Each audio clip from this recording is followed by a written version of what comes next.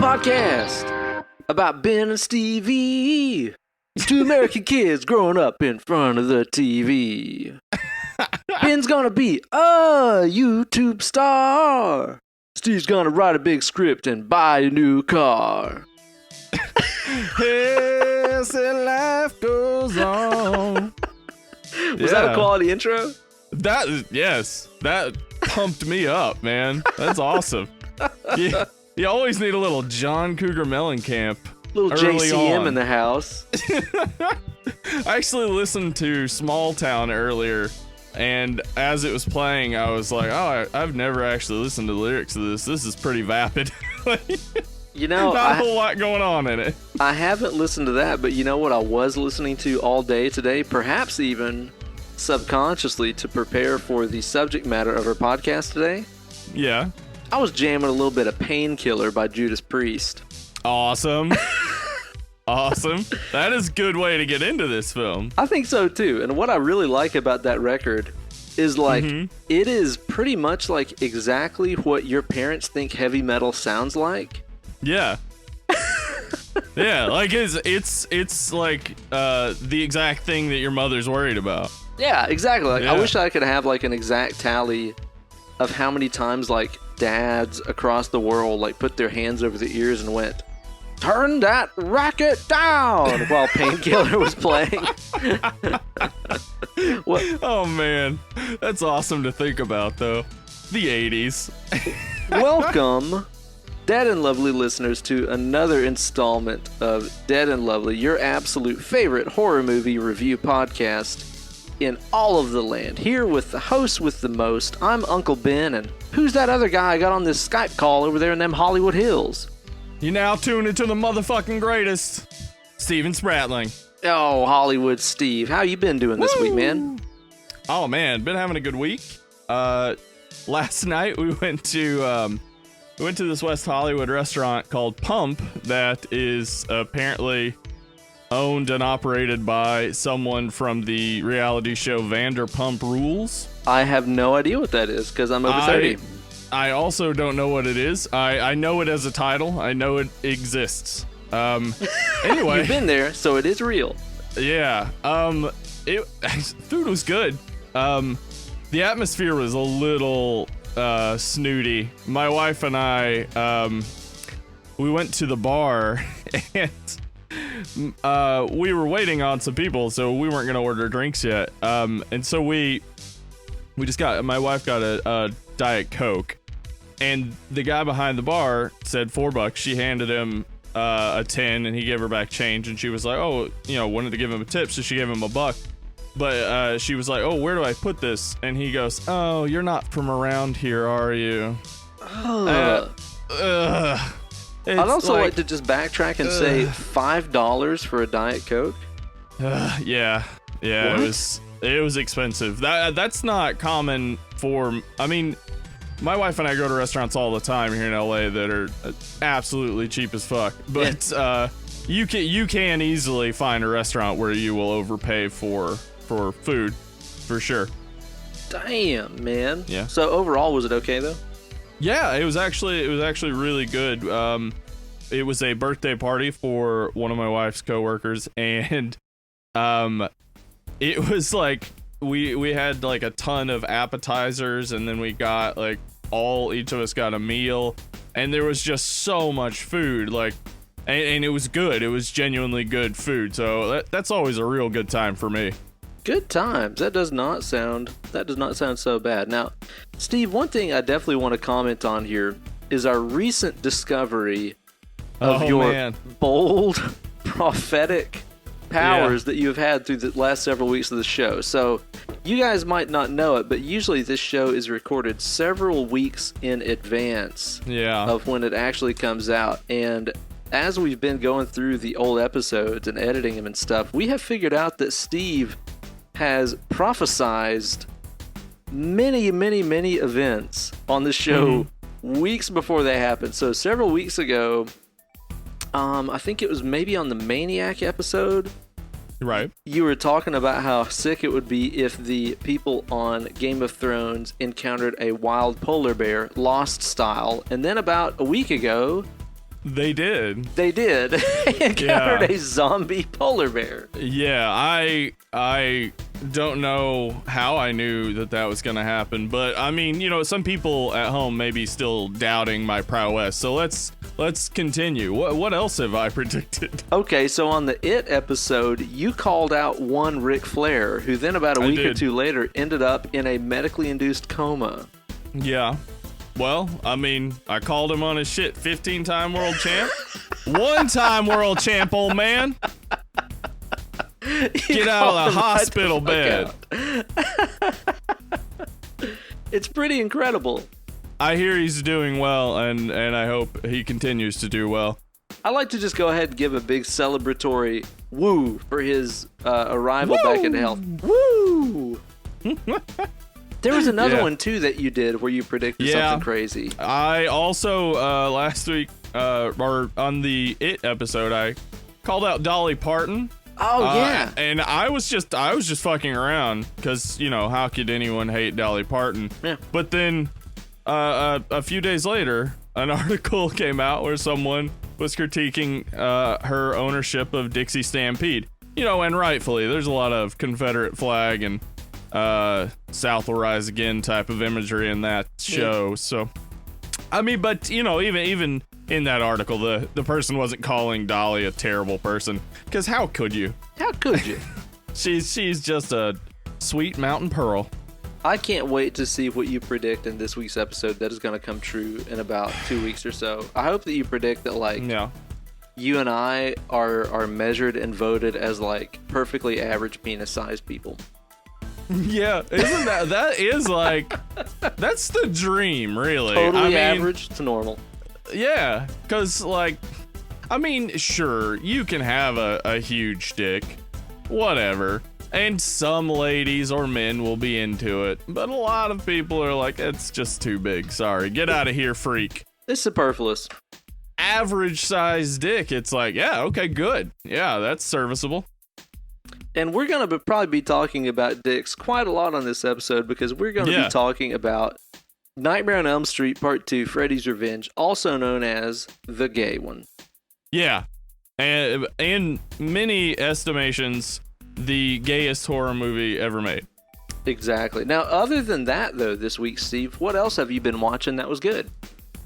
Oh, man. You really sprung that one on me just now. I snuck up on you. Do I need to give you a minute?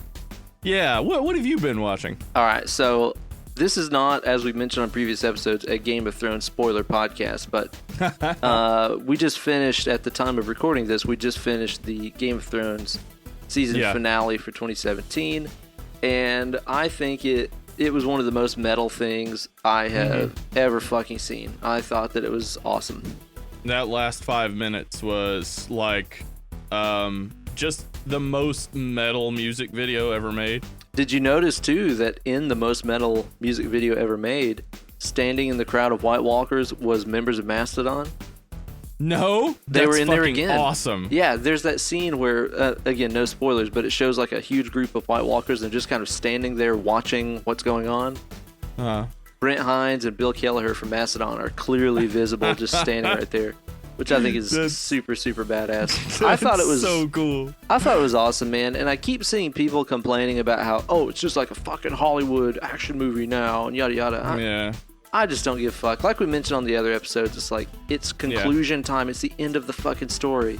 So I thought this season was pretty incredible with some really rewarding payoffs and stuff. Now, Steve, let me ask you one thing, though, and this isn't really spoiler heavy either, but I've seen a bunch of theories flying around that Bran is actually the Night King. Have you seen any of this? Yeah, I thought that for a while myself. What do you think about it? Do you think that's legit?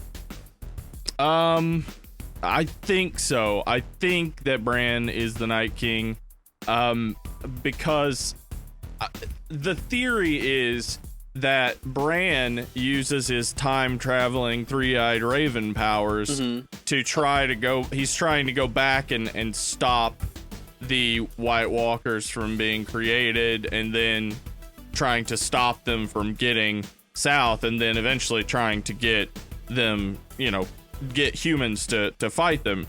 And how he does this is, first he goes back in time and he tries to fight with the what do you call it? The children of the forest to fight the humans to try to come to some peace, and that actually ends up creating the White Walkers. And then he goes and he is Bran the Builder, who builds the wall. That's kind of like on the nose. It's like, magic. oh, he has the same fucking name, of course. Yeah, and then the further he goes and tries to whisper in Aegon Targaryen's ear that he needs to go and stop the White Walkers, and he needs to burn them all, and that's why Aegon Targaryen was ranting, burn them all, as he was going insane. Just like Hodor started, saying Hodor. That's exactly what I was going to say, is it kind of makes sense in the same way that he told Hodor to hold the door, and it kind of flipped his switch and turned him turned his mind into mush. It's kind of like the same thing with Targaryen as well. We might want to put a spoiler alert on that one. It could be. I don't know. Like, I think it's interesting to kind of explore that, but I'll be honest, it's a little too J.J. Abrams for me. I kind of hope that that's not the case. Yeah, I hope that, because in this season, they had to set up a lot of things and draw some things to conclusion so they can just get to the end. And so some of the stuff did feel rushed, but I think they'll have time to explore what is, the finale, which is the fight against the dead, and then, dealing with Cersei, I guess. Yeah. I hope they come up with some kind of cool way to convey all that stuff about who the Night King actually is. Like I said, I mean, if it's Bran and they come up with a cool way of doing it, that's fine, but I almost just think that's a little too sci-fi in this vast fantasy universe. Although that really is the cool thing about Game of Thrones and the way that this universe is set up, is that, there are magical people. There are kings and queens. There are dragons. There are pirates. There are barbarians. It's kind of like he figured out a really cool way to kind of fit a little bit of every cool character type from an RPG or whatever. Yeah. He's basically universe. Like he's leading us through an awesome D&D campaign. Yeah, exactly. And that's why any character can die at any time, because he's using that chaos engine of D&D. Like he's using that idea of just rolling the die and seeing what comes up.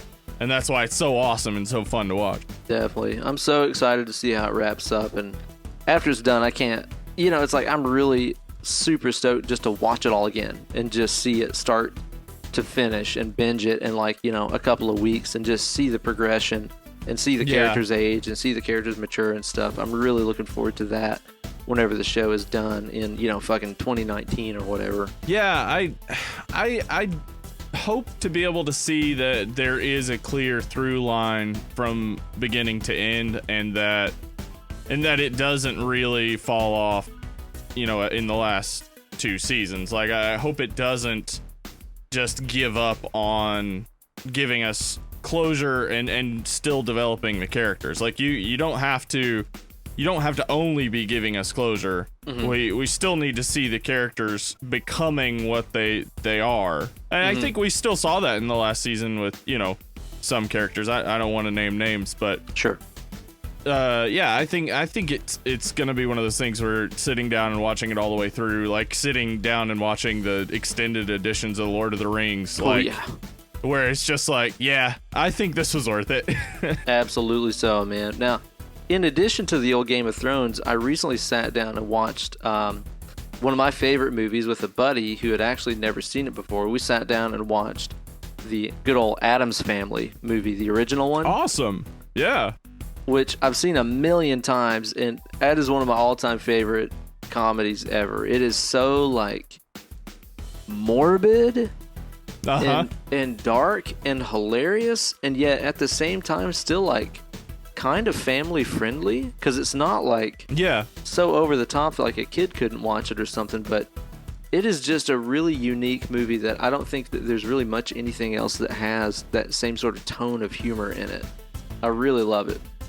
Yeah, I think The Simpsons and Roseanne opened the way for that Addams Family. Yeah. Revive, because like we saw that people like to watch dysfunctional families that were a little bit weird and maybe had some darkness to them, and so yeah, then it's obvious, bring back the Addams Family.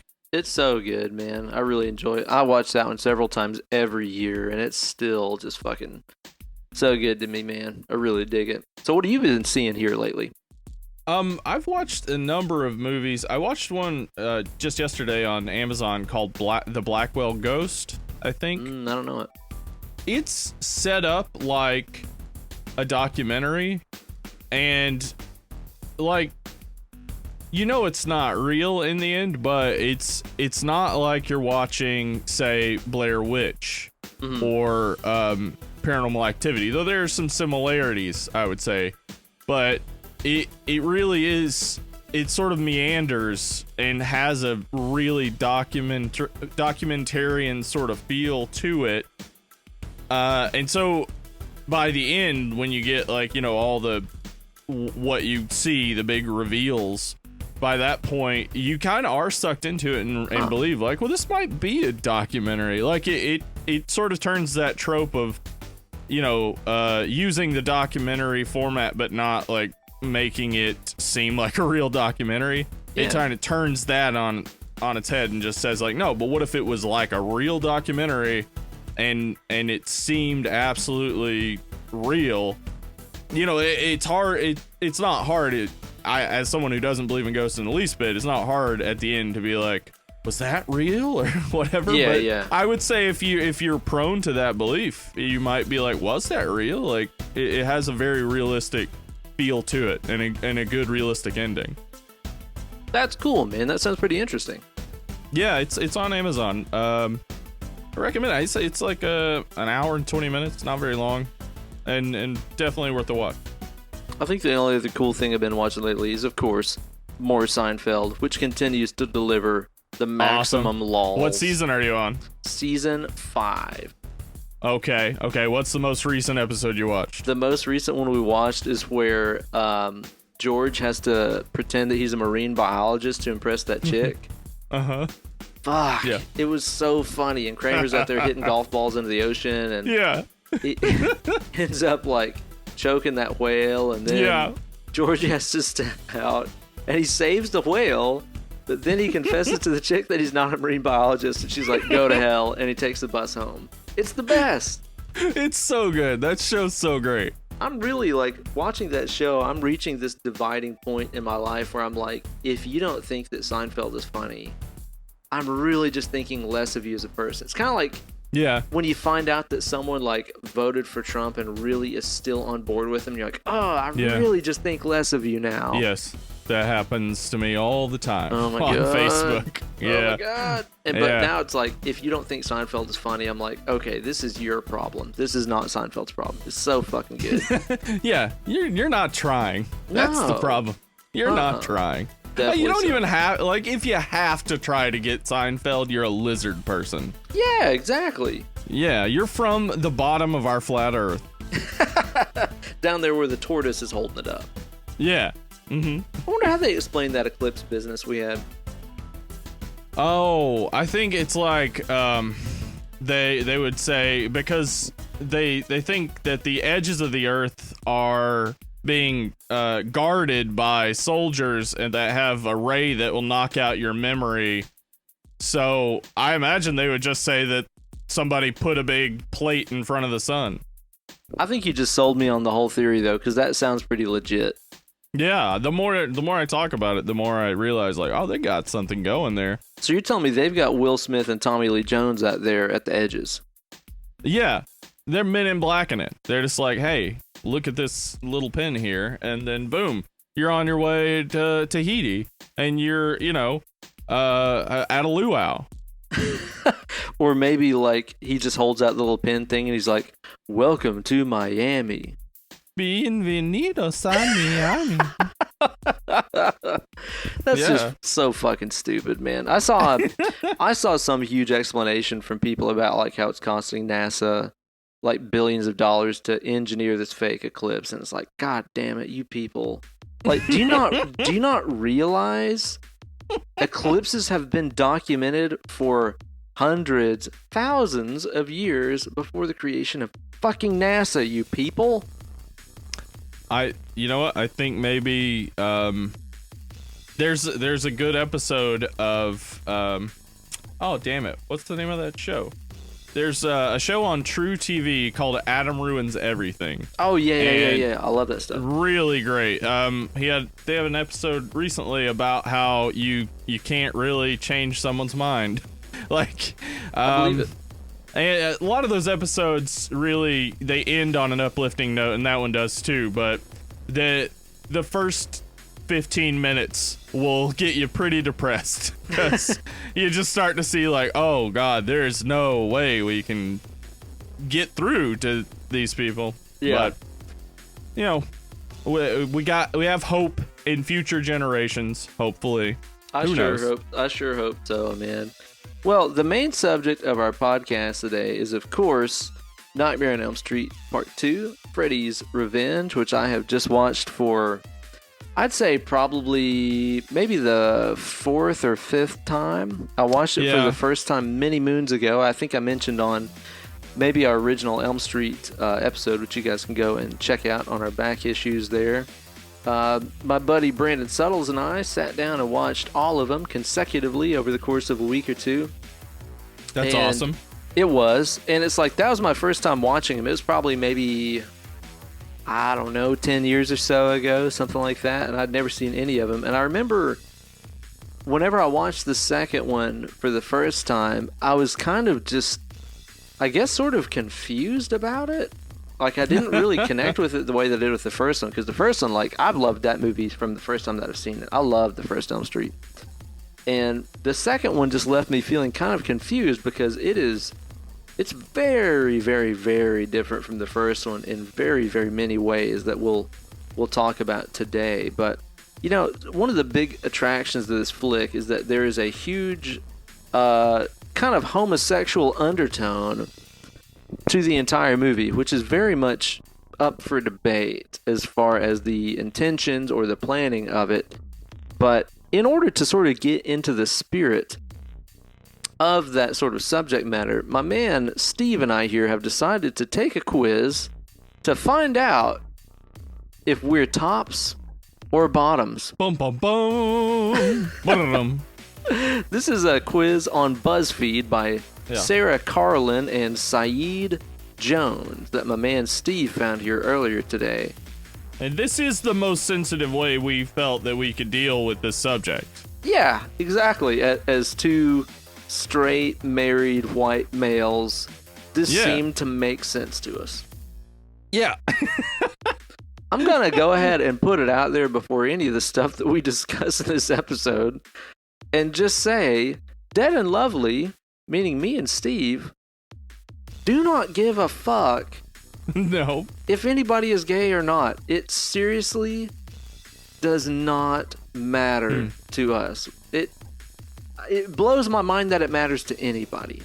Yeah, I'm definitely an ally. I don't understand anyone's problem with with dealing with gender, dealing with sexuality. I don't understand what the issue is. Like, how does it affect you, and how is it you really think it's going to affect your kids? Because that seems to be what people are worried about so much.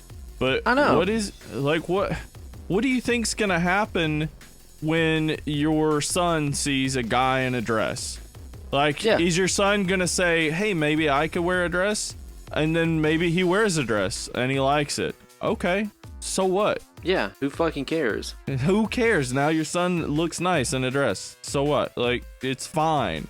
Just be happy that your child is alive and happy. Yeah, seriously. And, you know, to me, it's like all that it really comes down to, anytime that I see any fucking, you know, Bible thumping or whatever else is your excuse, people, you know, raging on gay people and all that stuff, to me, they can present their arguments all day long as for why it's wrong and why they don't approve of it. But it's like they keep flapping their lips, and all that I hear is, you don't come the right way.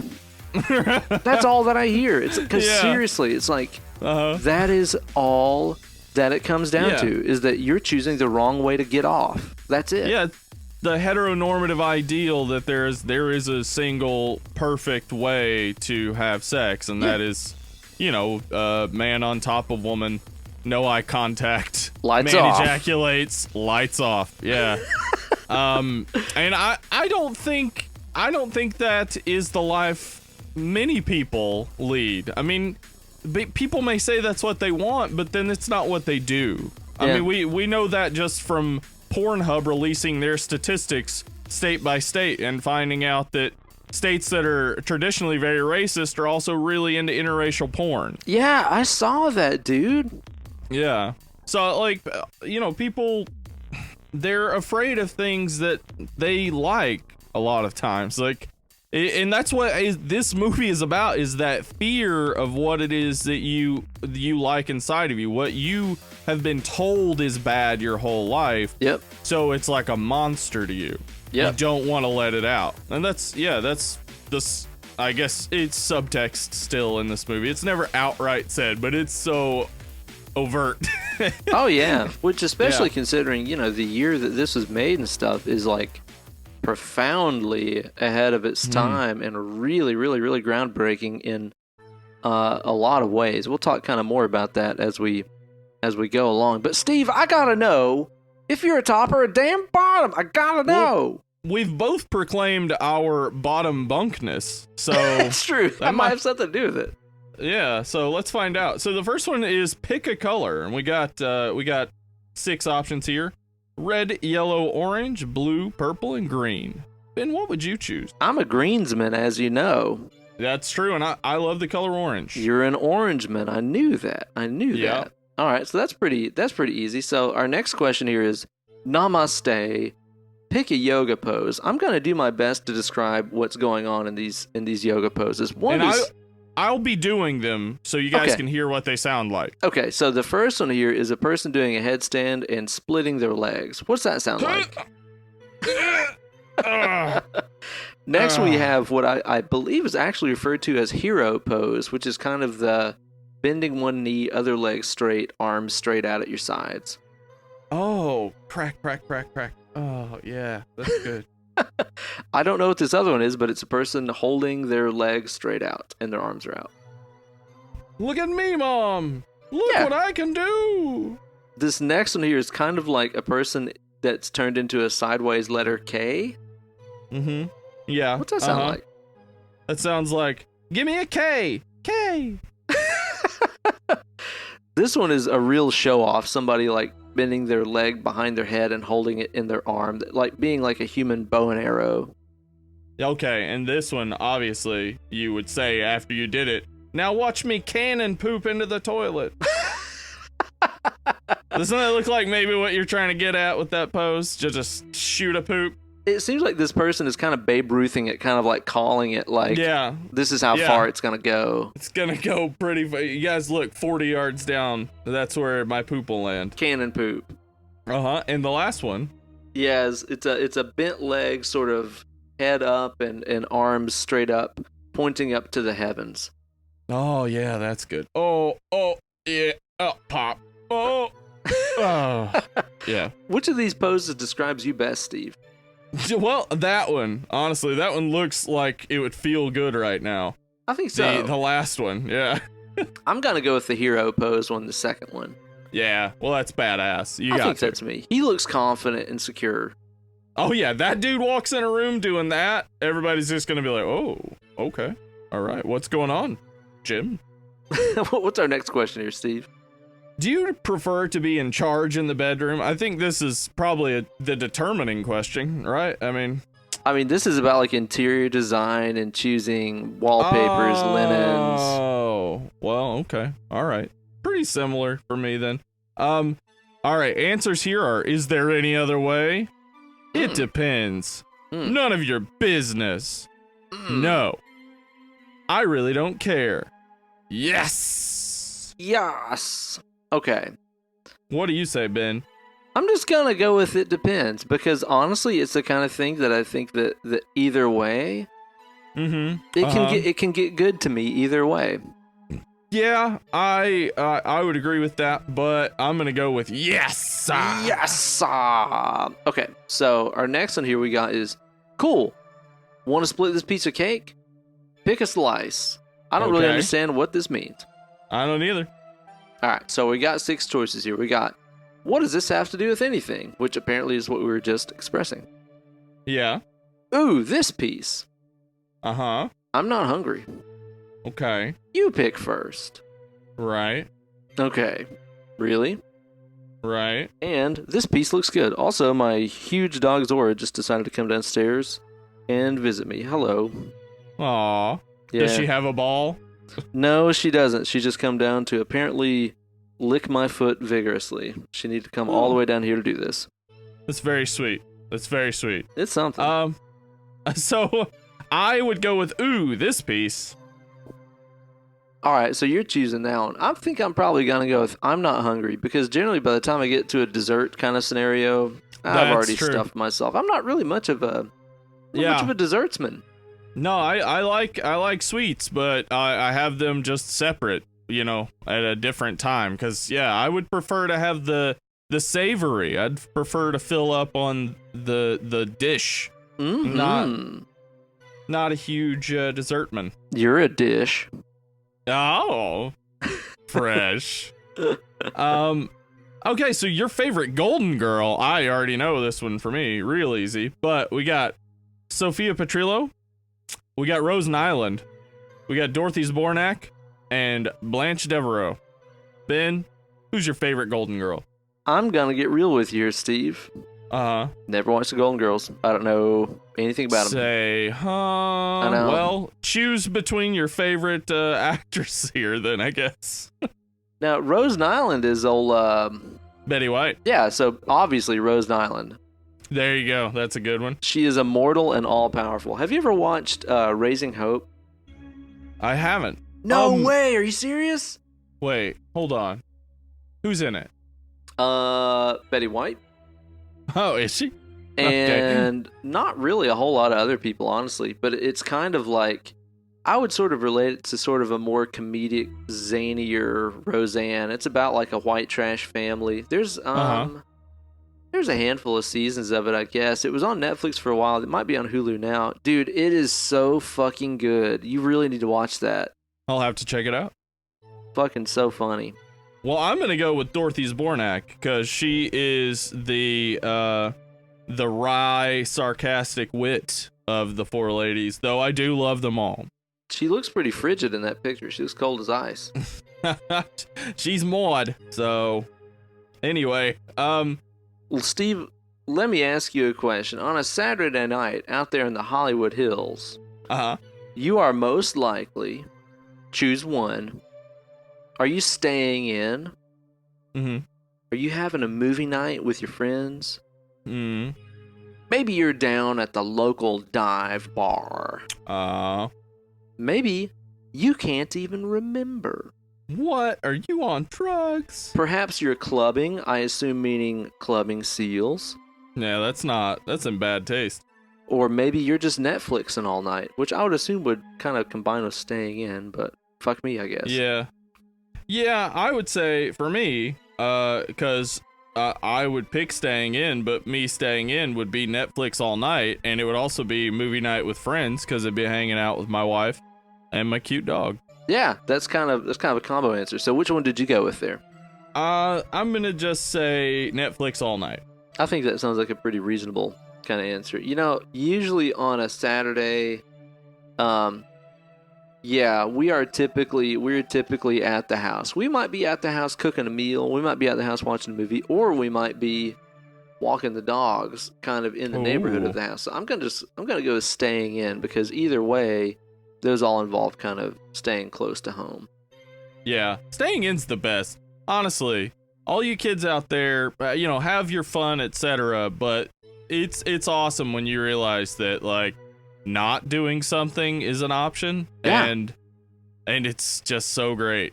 Yeah, exactly. Just not do anything. All my stuff is here, dude.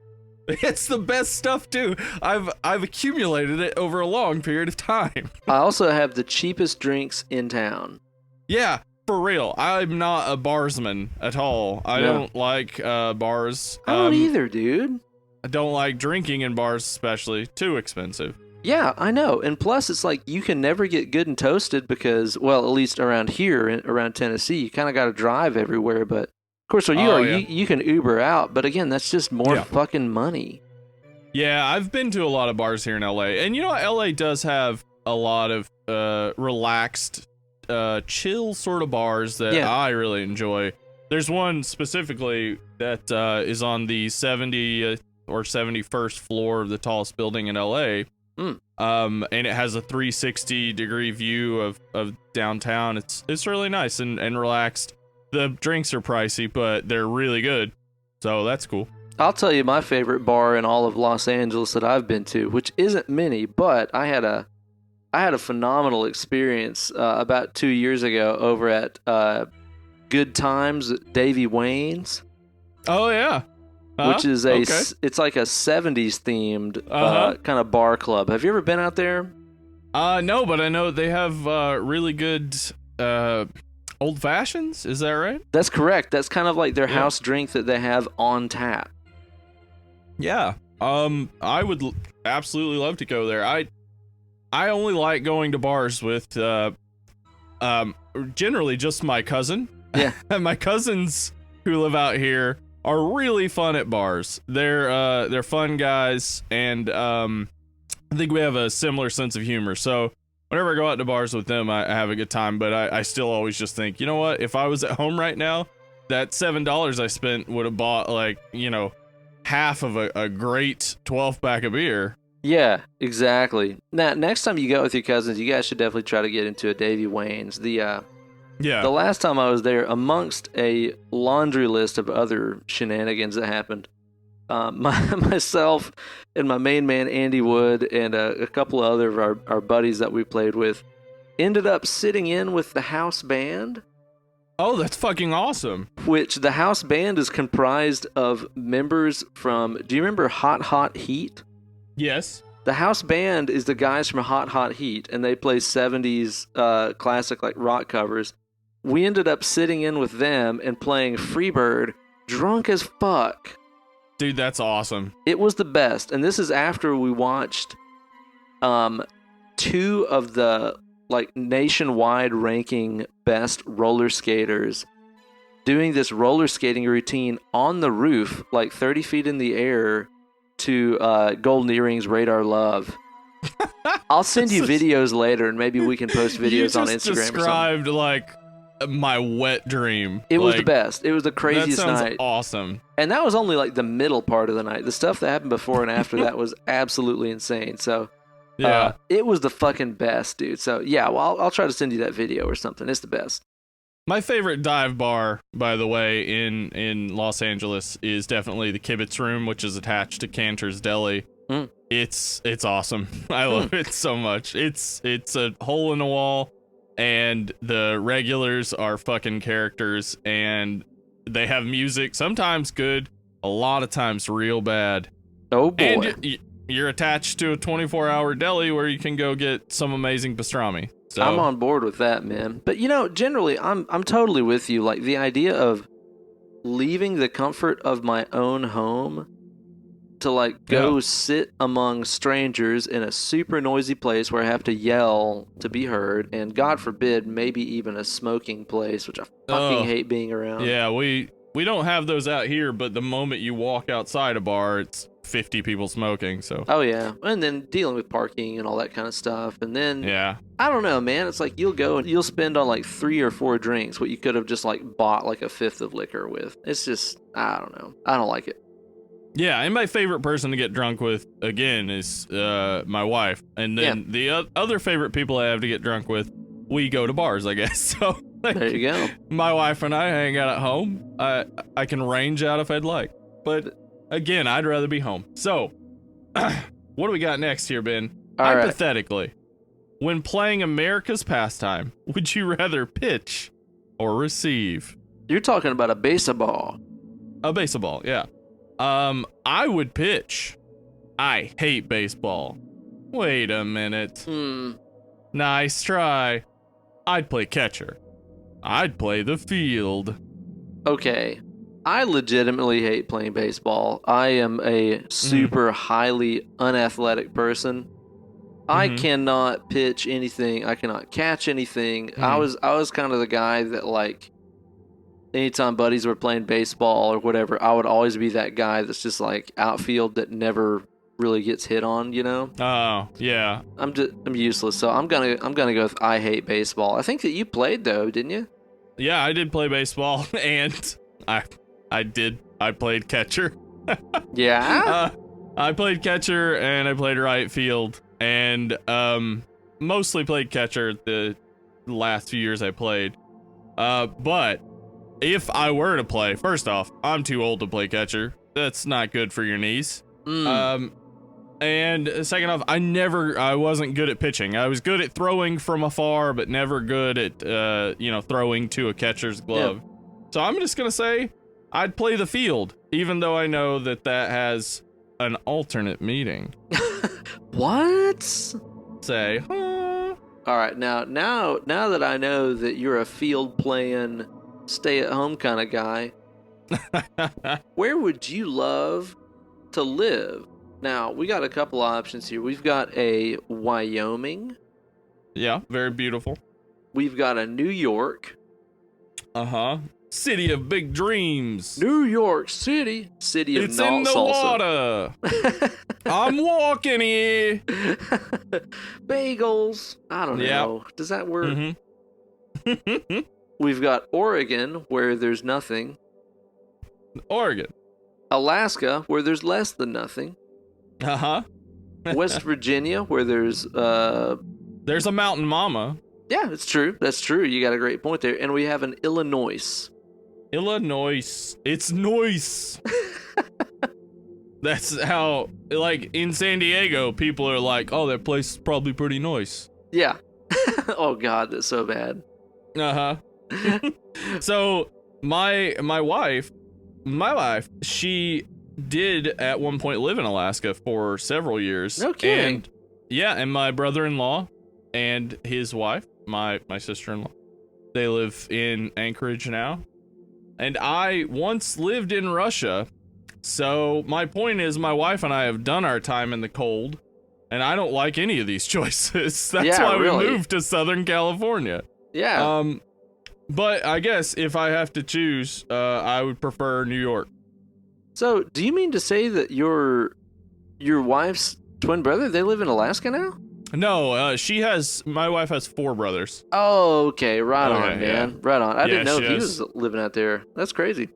Yeah, he was an art major. He got his master's degree in art. He's really awesome. He has this series where he did, like, you know how they're like cut of meat posters for like butcher shops and stuff. Yeah. He did it, but with like different type of monsters and mythological creatures. Oh shit. Yeah, it's really cool. And he does a lot of augmented reality stuff. So damn. And now he's in fucking Alaska. Yeah. Well, he's doing some augmented reality project up there, and he's also teaching. That's rad. So I might have zoned out. Which one did you choose? I chose New York. Okay, right on. You know, I don't know that I would live in any of these states, honestly. No, I definitely wouldn't. Maybe Oregon. See, it's like, to me, maybe I would choose, of these, I would choose New York, I guess. I know that my wife, like, she lived in New York City in 2003 going to college and stuff up there, and that's like her favorite place in the fucking universe. So I know that it would make her very happy to live there. So I would go to New York. Although, I will say, I have had a damn fine time in Wyoming as well. There was a time several years ago I was playing just kind of fill-in guitar for a heavy metal band on Roadrunner Records, and we got called out to do this festival on the Shoshone Indian Reservation in Wyoming. That's like the same tribe as like Sacagawea. That's awesome. Dude, it was one of the most fun experiences I've ever had my entire life. We went out there to just play it's called the Wind River Festival. It's like their annual, it's actually like a profoundly relevant like spiritual festival and stuff that they do every year. And they invite bands from all over the country to come and play this thing. And they flew us out there and dude, just treated us like fucking gold out on this Indian reservation. It was one of the most fun times and just like crazy, like, where the fuck am I and where is my life taking me experiences I've ever had. Just flying out to Wyoming to play this festival. It was so fun, man. Wyoming is interesting, man. It's like, I mean, just miles and miles and miles and miles and miles of nothing. It's one of those places that you go to where you really realize how big America is, you know? Yeah. Yeah, I've driven through the middle of the country and ridden through the middle of the country a number of times, and it's just so surprising when you get in like Kansas or places like that and you just see like, oh, there's like just open land everywhere. Yeah. And I can't help but think too, whenever I'm in one of those areas where I'm like, it would be so easy for somebody to like murder me and just throw my body literally anywhere and nobody would ever know. Nope, they'd have no idea. They might not even know you were dead. They'd probably just assume you were lost. It's really like, sad. Where's the next weekend wing shop? No. Hey, no, fail. What's our next question we got on this shit list here, Steve? The thought of wearing a strap-on makes you cringe. Aye. Why would I need one? Yeah. Excited. Ooh. I mean, I'm open to it. Nervous. Yawn. I'm gonna go with the why would I need one? Yeah. I've got a dong. News alert. You know what? I'm gonna go with, I mean, I'm open to it, because, okay, I want to see where this goes. Yeah, maybe there's something there that you can't provide, or is just a different experience. Yeah. Or maybe, she's always wanted a two-dicked man.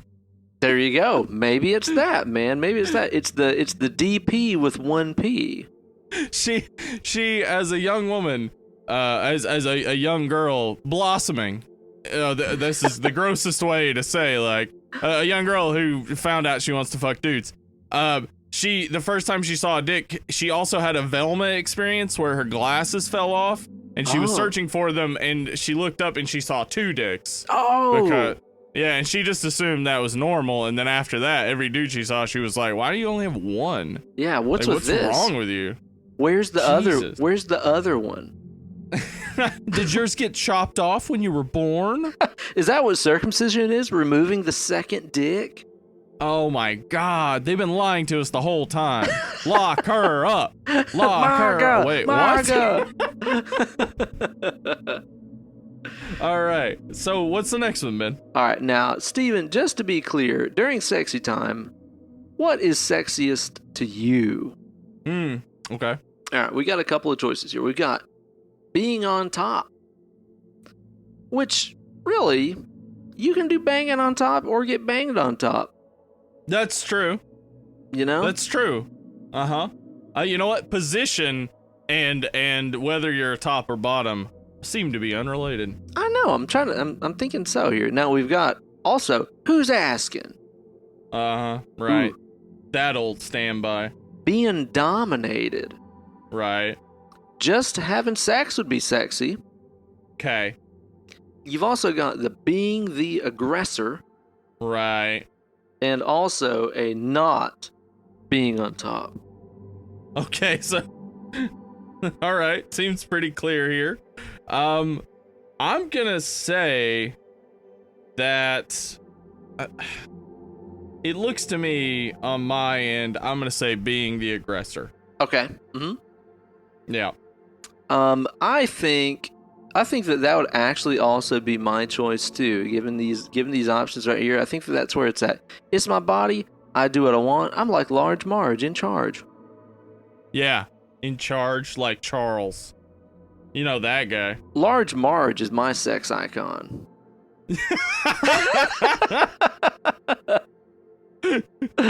Oh man. Okay, so I get it, because in the past we've talked about a Pennywise waifu, And I would say if Large Marge was your sexual icon, Pennywise would be like up there, right? Yeah.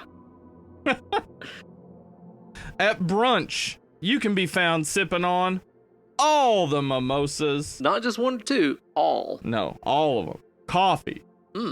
H2O, if you want to watch Halloween 20 years later. I'm sipping a DVD of H2O. Yep, Busta Rhymes. Oh, shit, he is in that. At least 3 things. Protein shake. I'm still in bed, TBH.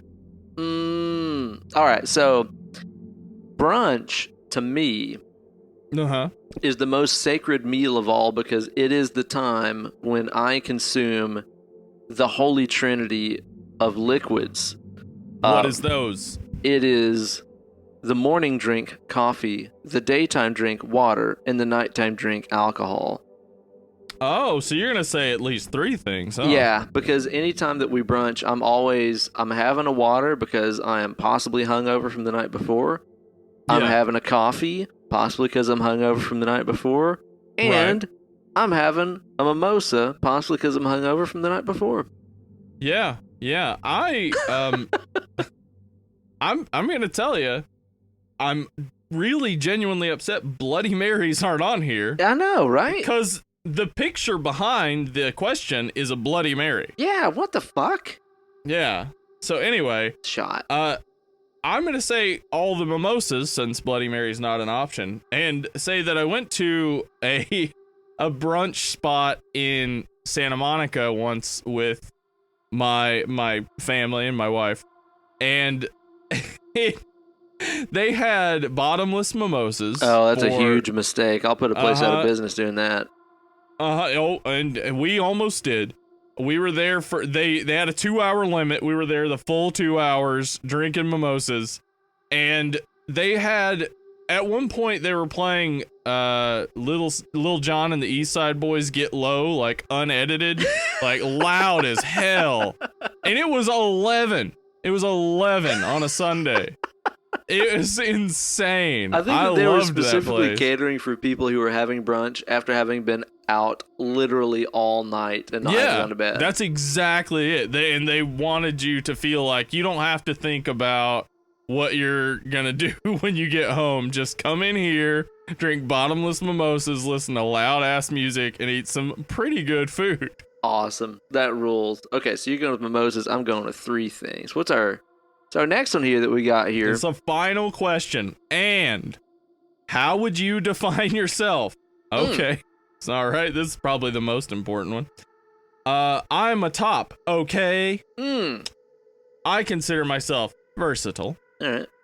I don't use those terms. I don't really care.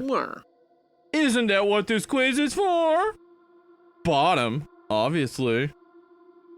You know, I guess I would probably consider myself pretty versatile. I think that there's there's time. I got you. Exactly, man. There's times that the being large Marge in charge is great.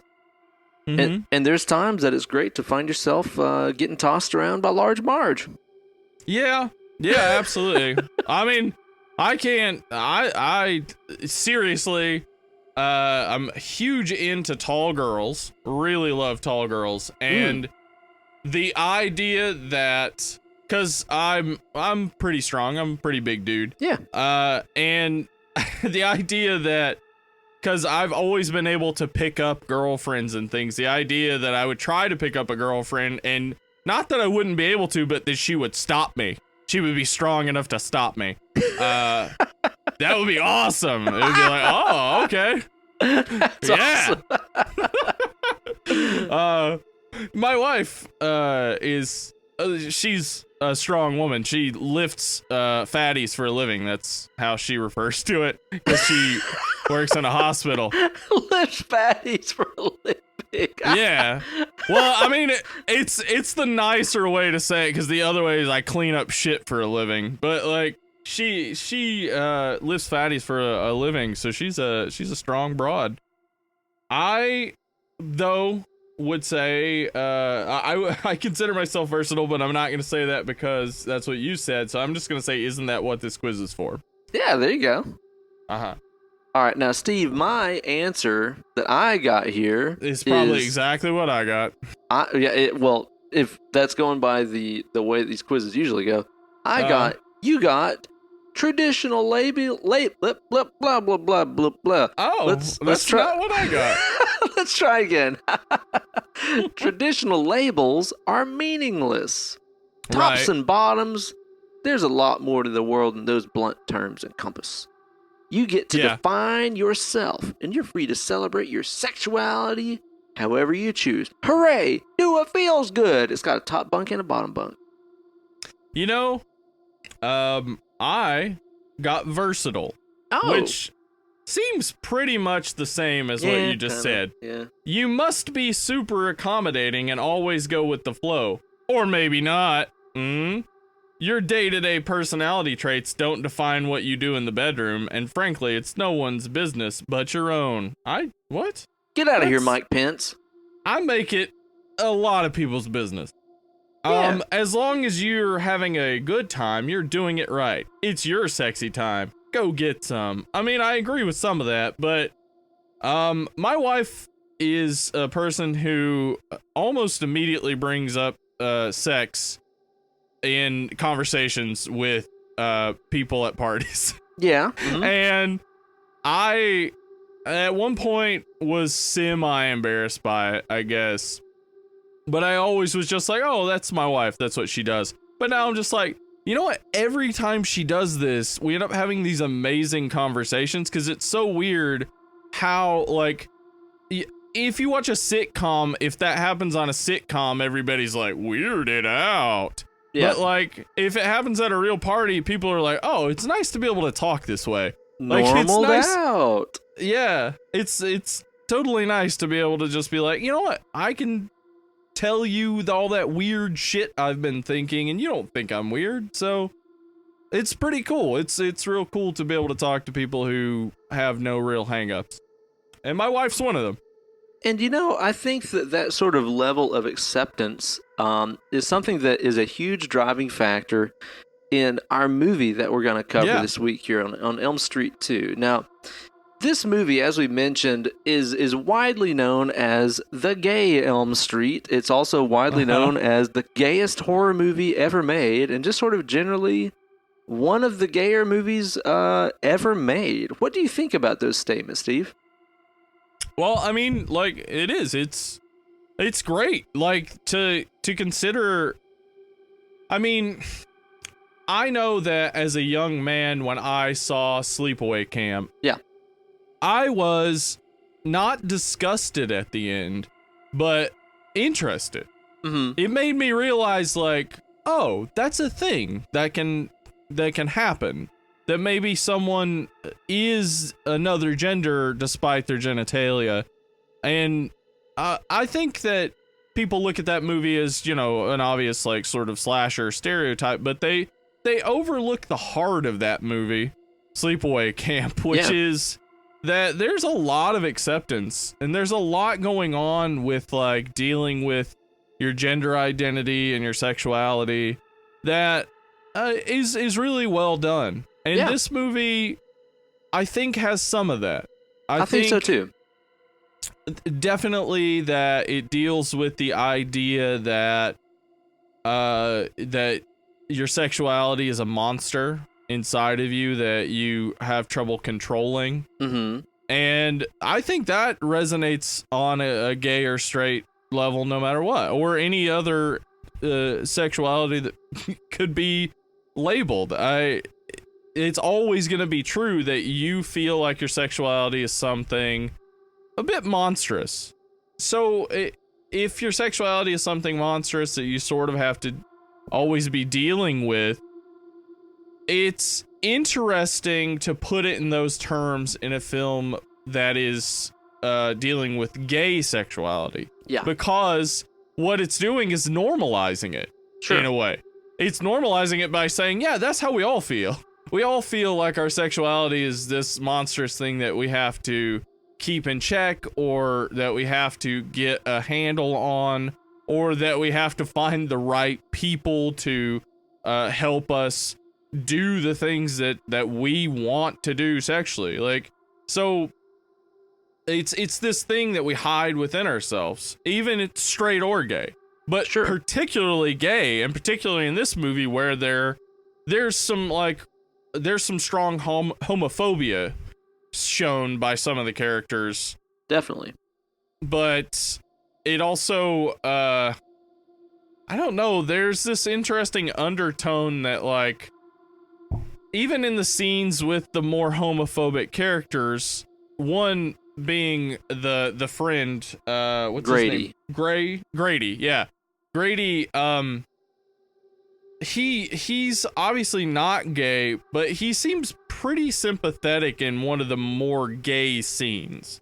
Right. And that's a scene pretty late in the movie where where Jesse basically shows up at Grady's house and says, "I have to sleep here." Yeah. Like, I have to sleep with you. And he goes with it. Yeah, he kind of goes, he's like, well, explain what's going on, etc. And he thinks it's weird. He thinks what's going on is weird, but he's more open to it than you would immediately have thought. So, like, there's an openness in this movie, and there's hypocrisy shown too, where people that seem like these uber males, like the coach, who seems like this uber male is actually, he's also into S&M. Obviously he's the S in the S&M, but he knows that about himself, and he's pursued it, which is different than you would normally find with a small town gym coach. Now, one of the things about this movie that I think is really interesting, especially considering the time period, is that, again, we'll talk about this a little bit more as we go here, but whether they intended it to be so or not, the main protagonist in this movie is definitely gay. And for one point of interest is this is the only Elm Street movie where the main character is male. But I was also thinking, too, this is really, as far as I know, and correct me if I'm wrong, this has got to be one of the only movies, and definitely one of the only horror movies with a gay main character. You know what? It is one of the few. Okay, so there's a couple others. There are others. Okay. Now, the most famous is always going to be Nightmare on Elm Street 2. No one's ever going to beat that. But a few years before that, William Friedkin, director of The Exorcist, directed a movie called Cruising. I've heard about that movie. It sounds fucking crazy. I watched a few clips of it, and I'm like, God damn, I cannot believe this came out so long ago. Yeah, so Al Pacino is basically infiltrating the gay community, or he's in the gay community, trying to find this guy who is killing gay people. I believe it is Joe Spinell from Maniac. Oh God, is the killer in that movie. So anyway, that has a main character who's gay. It's less of a horror movie though. It's more of I would say a thriller, like a crime thriller. Right. But there is, of course, the movie The Hunger with Susan Sarandon and Catherine Deneuve. I haven't seen that. They have a sex scene together. It's not the first lesbian vampire movie though. We also have a pretty interesting movie called Vampiros Lesbos. Okay, I've heard of that. Came out in 1971. Italian, I believe. Wow.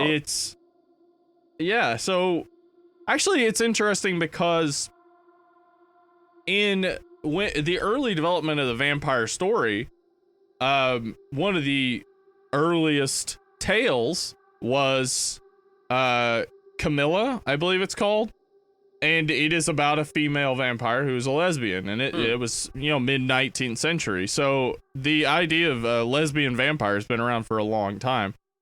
So this movie's not the first with a gay lead, but it is, I would say, very interesting among those with gay leads in that it deals directly with the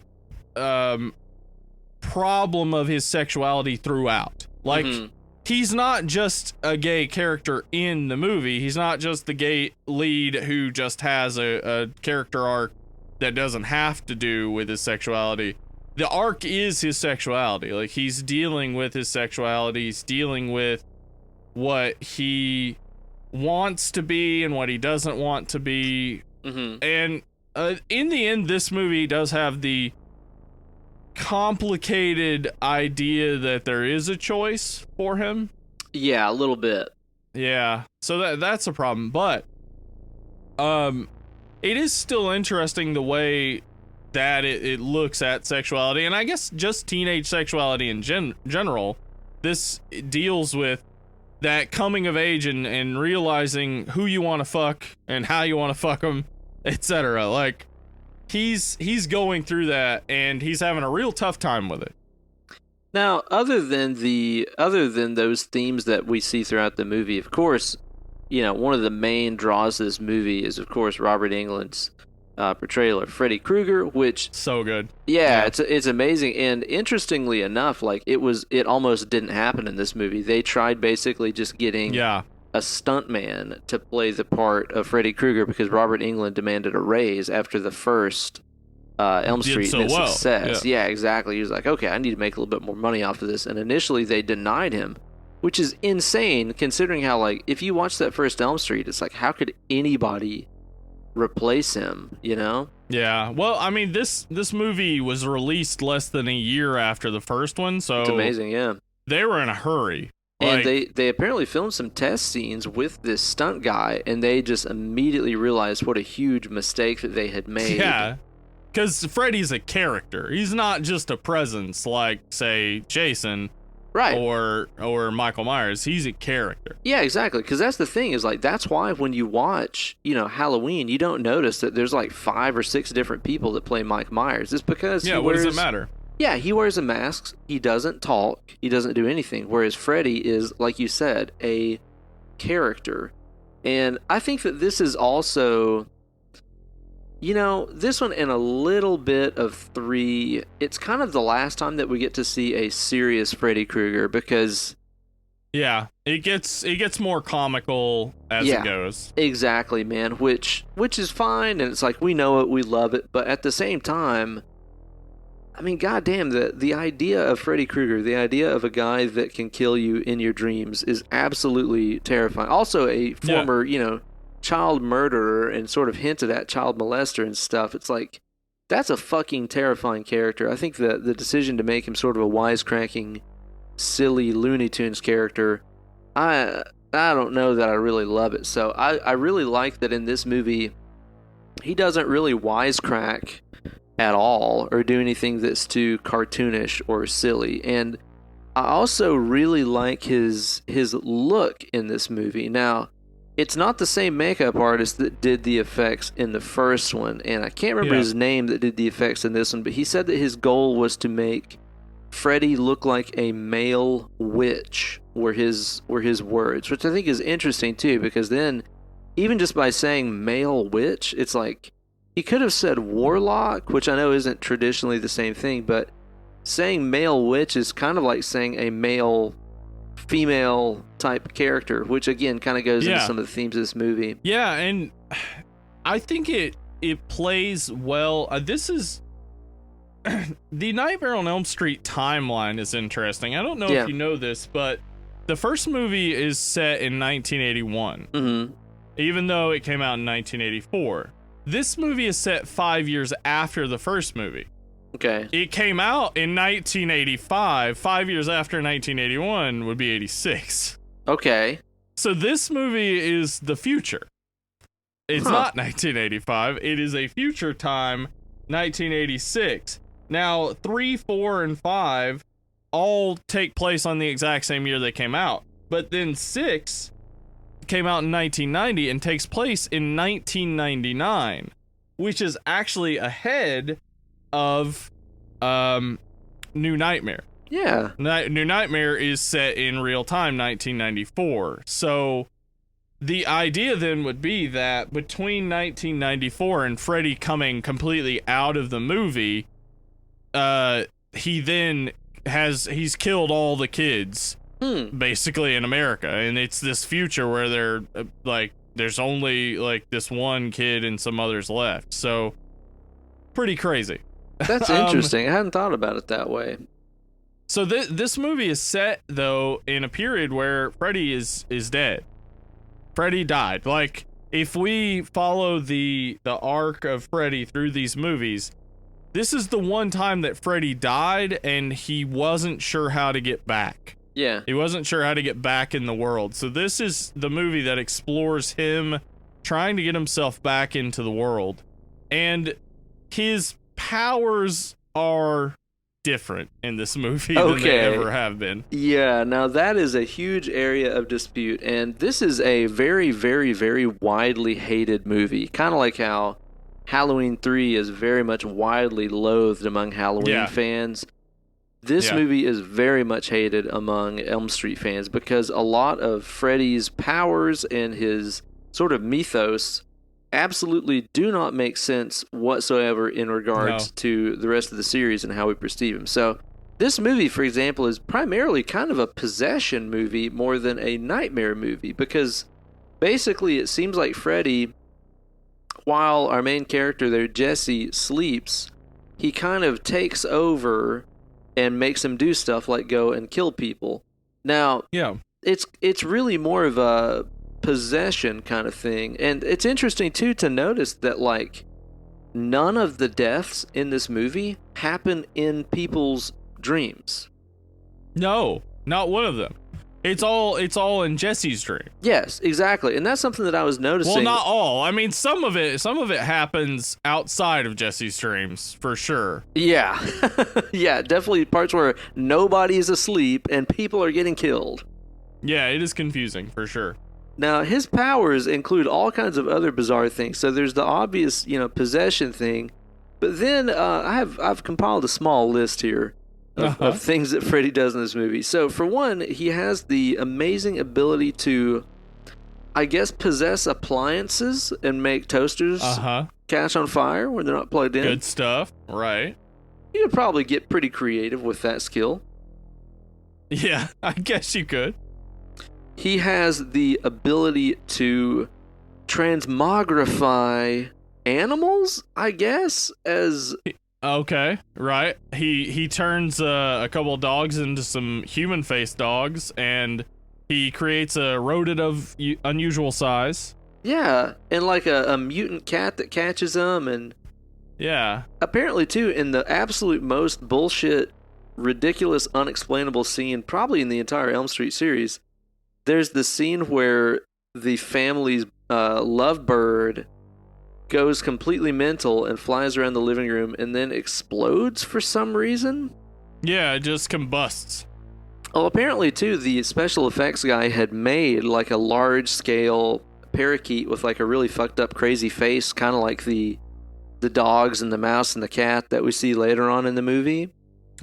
So that was also supposed to be another weird chimera mutant animal creature in here that Freddy had, again, I guess, created or manipulated in some ways, but that didn't make the final cut of the movie. So he's got these weird animal-changing powers. P.S. I really love those dogs with the human faces on. They're weird. They're real weird. And also, too, like, they totally look exactly like what any of our dogs do whenever you, like, put, like a t-shirt over their head or, like, a pillowcase over their head, where they just kind of, like, look around like, hang on, I can't see. What is this? Yeah, like, they don't look mean or intimidating or fierce at all. They're just kind of like, huh? What? Why am I wearing a mask? Yeah. Now, he also has the ability to, I guess, turn invisible or teleport, because he kind of, like, jumps through the window and then vanishes, and then he, like, walks through the fence and vanishes, I guess. Yeah. Okay, his powers don't make any sense in this movie, but, Ben, let's make that secondary to dealing with my main problem, which is, who's he getting revenge on? Yes, exactly. Now that is a great point, because actually, fuck, man, I hadn't even thought about that. The movie is called Freddy's fucking Revenge. Yeah, who's he getting revenge on? None of these people have anything to do with the first movie. No, huh? Yeah, None of them have anything to do with the killing of him, as far as I understand. These are just different people. Yeah, because that was the whole motivation between Freddy killing people in the first place, is like, oh, you know, the parents of these kids killed me, well, fuck you, I'm going to come back and kill your children. Like, that's a pretty fucking metal revenge kind of story, but yeah, you're right. Jesse and his family moved here. They didn't have anything to do with Freddy. Why is he trying? God damn it. You just kind of ruined this movie for me. I really had not thought about that. Yeah, the Freddy's Revenge part, I think just has to be thrown out. It should have been in the beginning. First off, you don't need a colon title for a horror movie. Just don't do it. Right. Just ever. Just go Elm Street 2, Elm Street 3, Elm Street 4. You don't need Dream Warriors. You don't need, like, whatever. Just say whatever number it is. I'm fine with that. Don't want to have to try to suss out what you meant by Freddy's Revenge when he obviously isn't getting revenge on anybody. I can't believe that I had not noticed that before. Yeah, because even like in Elm Street 3, he's trying to kill the last children of Elm Street. It's like there's still somewhat of a connection there, but in this, there is absolutely no reason he would be killing all these people. Fuck. Now, another of my favorite powers that Freddy exhibits in this movie is his power of biting calves. As our young Meryl Streep impersonator is trying to escape, he grabs her by the calf and bites her. Even though he has like this glove of razor sharp claws where he could have just fucking cut her leg off, he bites on her. Freddy in this doesn't have a glove. The claws grow out of the ends of his fingers. Okay, he does at times. There's parts in the first movie where he does have a glove. He does at times, but later he doesn't. Yeah.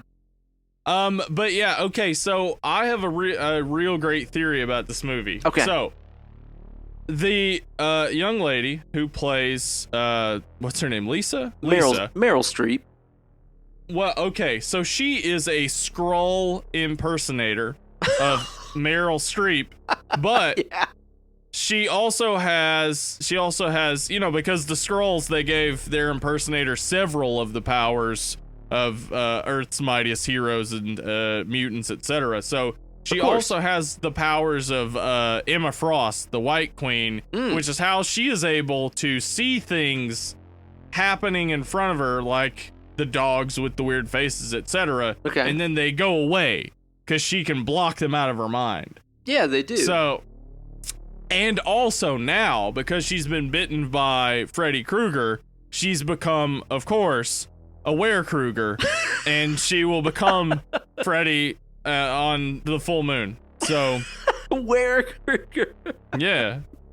So she's a Skrull impersonator for what's her name? Meryl Streep. Meryl Streep, right. Skrull impersonator for Meryl Streep, who's now a Were-Krueger. I'm on board with that. I think that sounds like a really appealing kind of movie. Yeah, and that's what this movie is. That's in my mind, that's what happens here. And also, a young man goes through some really tough realizations about his sexuality. Now, I guess the only way that I can really rationalize... Okay, there's two ways, I guess you could say, that you could kind of rationalize all the really silly, weird, unexplainable shit that Freddy has the power to do in this movie. Uh-huh. For one, if you just go ahead and say that this whole movie is a result of Jesse falling asleep on the bus and this is all a dream... Yeah, that seems right. Yeah, then Freddy can actually do anything. It's like, if you're in a dream, there's no limits to what you can or can't do. So... if you do make the bullshit excuse of this whole thing's a dream anyway, then okay, Freddy can do whatever. He can appear in the real world at a fucking barbecue and murder people at a pool party.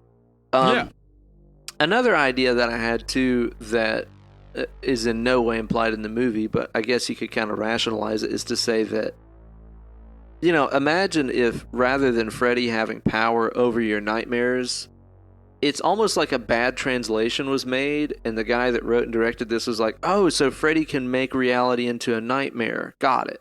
Because a lot of the stuff that you see in this movie that can't really be explained is like a waking nightmare kind of scenario. Even like when young, Skrull Meryl Streep, like she thinks that her leg has like maggots and stuff all over it. Oh God, that's a gross scene. Yeah, and then it turns out it's not. Or like I said, the demon animals or whatever. It's like a lot of these things are like nightmarish scenarios in real life. It's like a bad translation of what Freddy Krueger is about. Yeah, I mean, in the end, Freddy Krueger is very much the Shadow King in X-Men comics, and in and the Shadow King is, I would say, a better version in the end because it's more well thought out. But Freddy Krueger is a much better character, right?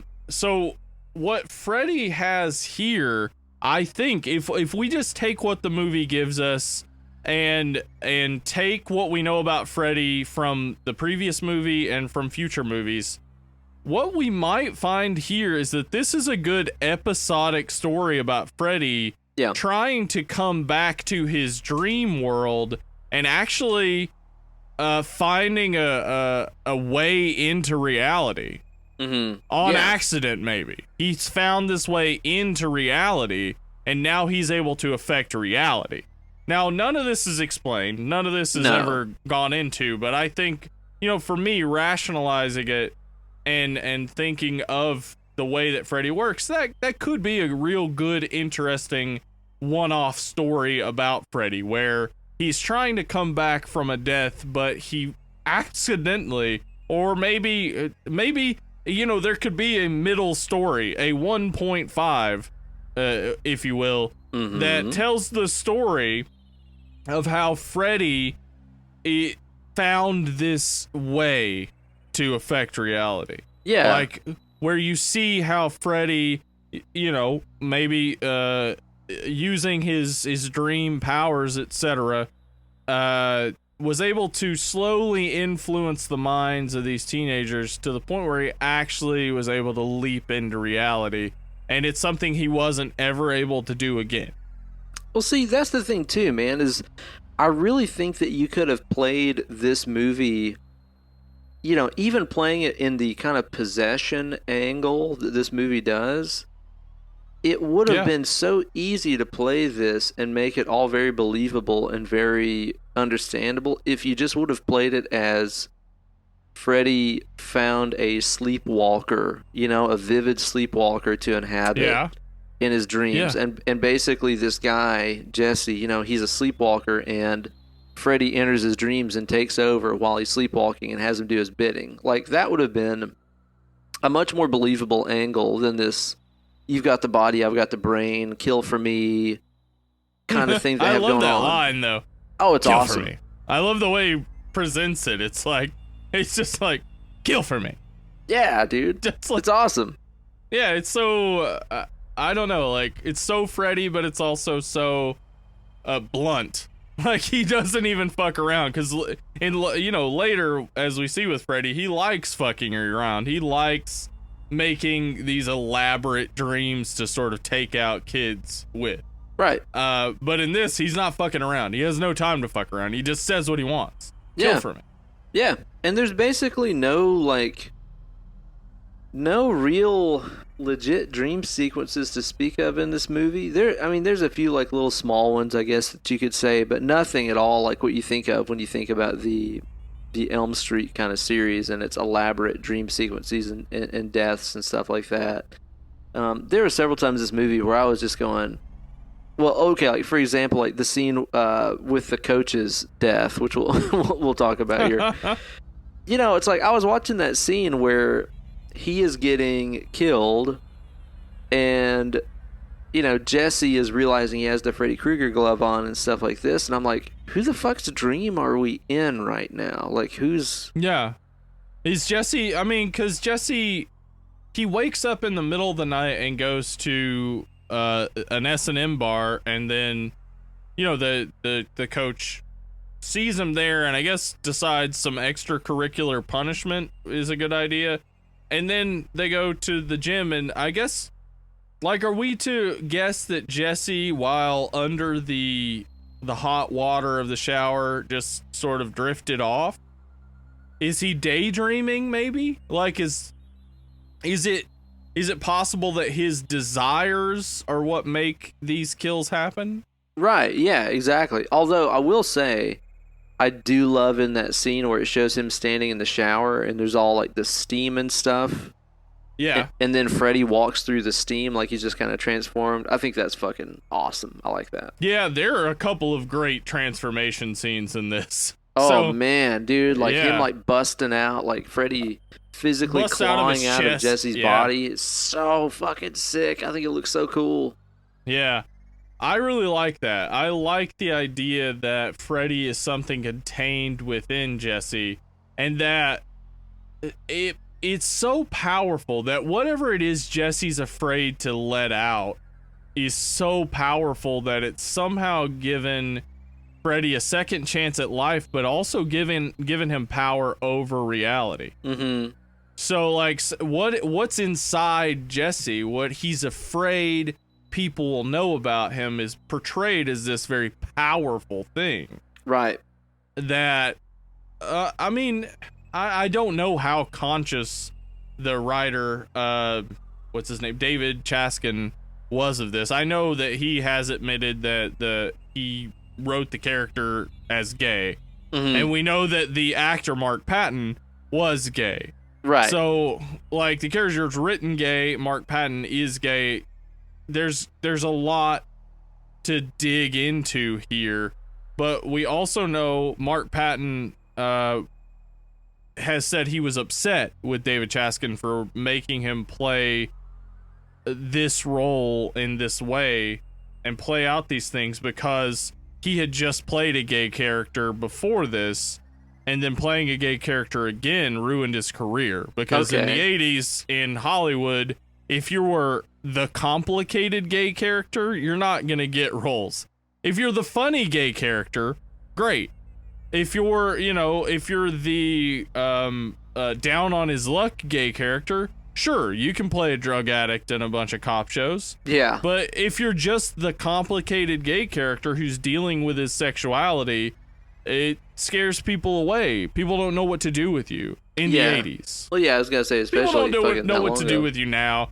There aren't a ton of great, like, still, even to this day, there aren't a lot of good gay horror characters. Yeah, exactly. Or just fucking movie characters in general.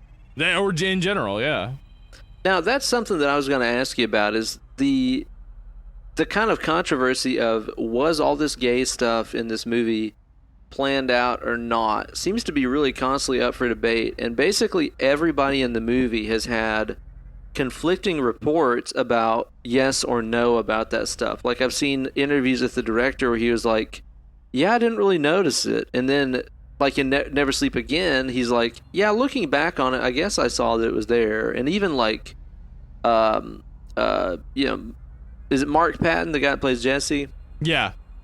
Even he, in one interview back in the day, like, when he was being questioned about, like, the dance sequence in his room, which is one of the gayest scenes in movie history.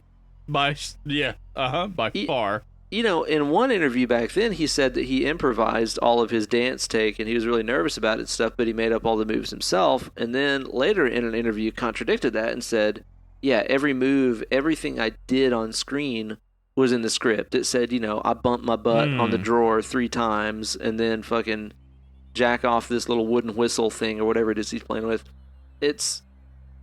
Everybody seems to kind of contradict themselves about it. And I guess, you can chalk that up to back then, back in, when was this released? 85, is that right? Yeah, 85. Out and out saying, oh yeah, we made a gay movie out of one of the biggest, hottest horror franchises ever, would kind of be a quick way to get, like, blacklisted back then. So yeah. I wonder how much of this was just them trying to save their own asses and be like, oh, no, I didn't really notice that, but looking back on it, I guess I can see it. I think, to be fair, it's probably more likely that while they were making it, they all had their own conflicting opinions that they didn't really talk about. And now some of them who have been denying it for a long time because they knew it would have a negative impression on the movie. Right. Have seen now that it would have a positive impression on the movie, and whether or not it's true, have started saying, yeah, that's what we were going for. Mm-hmm. So either it was untrue before, either they were lying before, or they're lying now. Right, yeah, one or the other, yeah. Yeah, and it is true that it's a lot of conflicting opinions, but in the end, I don't think it takes a keen eye to see what's going on here. Like, there's no denying that there is an S&M club in this. There's no denying that the fight between Jesse and what's his name? Fucking Grady. Grady, yes. The fight between Jesse and Grady is them exposing each other to one another and then rolling around on the ground.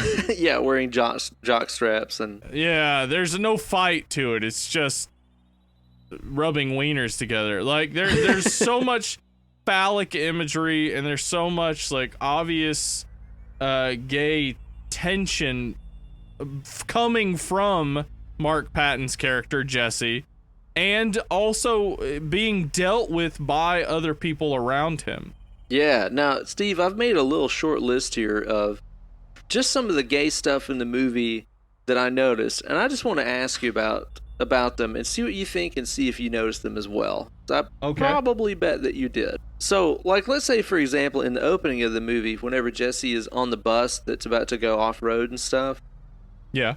Which, P.S., you know, of course, Robert Englund's the one driving the bus, right? Uh-huh. I actually have a story about that. We'll get to it in a little bit. Oh, okay, rad. Well, I was going to say, like, the funny thing is that there is a body glove sticker on the dashboard. I saw that, yeah. I've seen a bunch of like, you know, just little reviews and stuff, and they're like, why the fuck did they show us this body glove sticker? Because the glove. What? Come on, guys. Well, dude, and also, too, in the first Elm Street, Johnny Depp's character has a body glove poster in his bedroom. Oh, all right.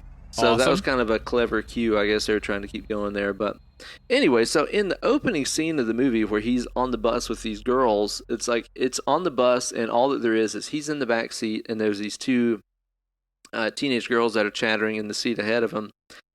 And they're talking about, like, basically how unwantable he is. And just, like, talking shit about Jesse even though he's sitting right there.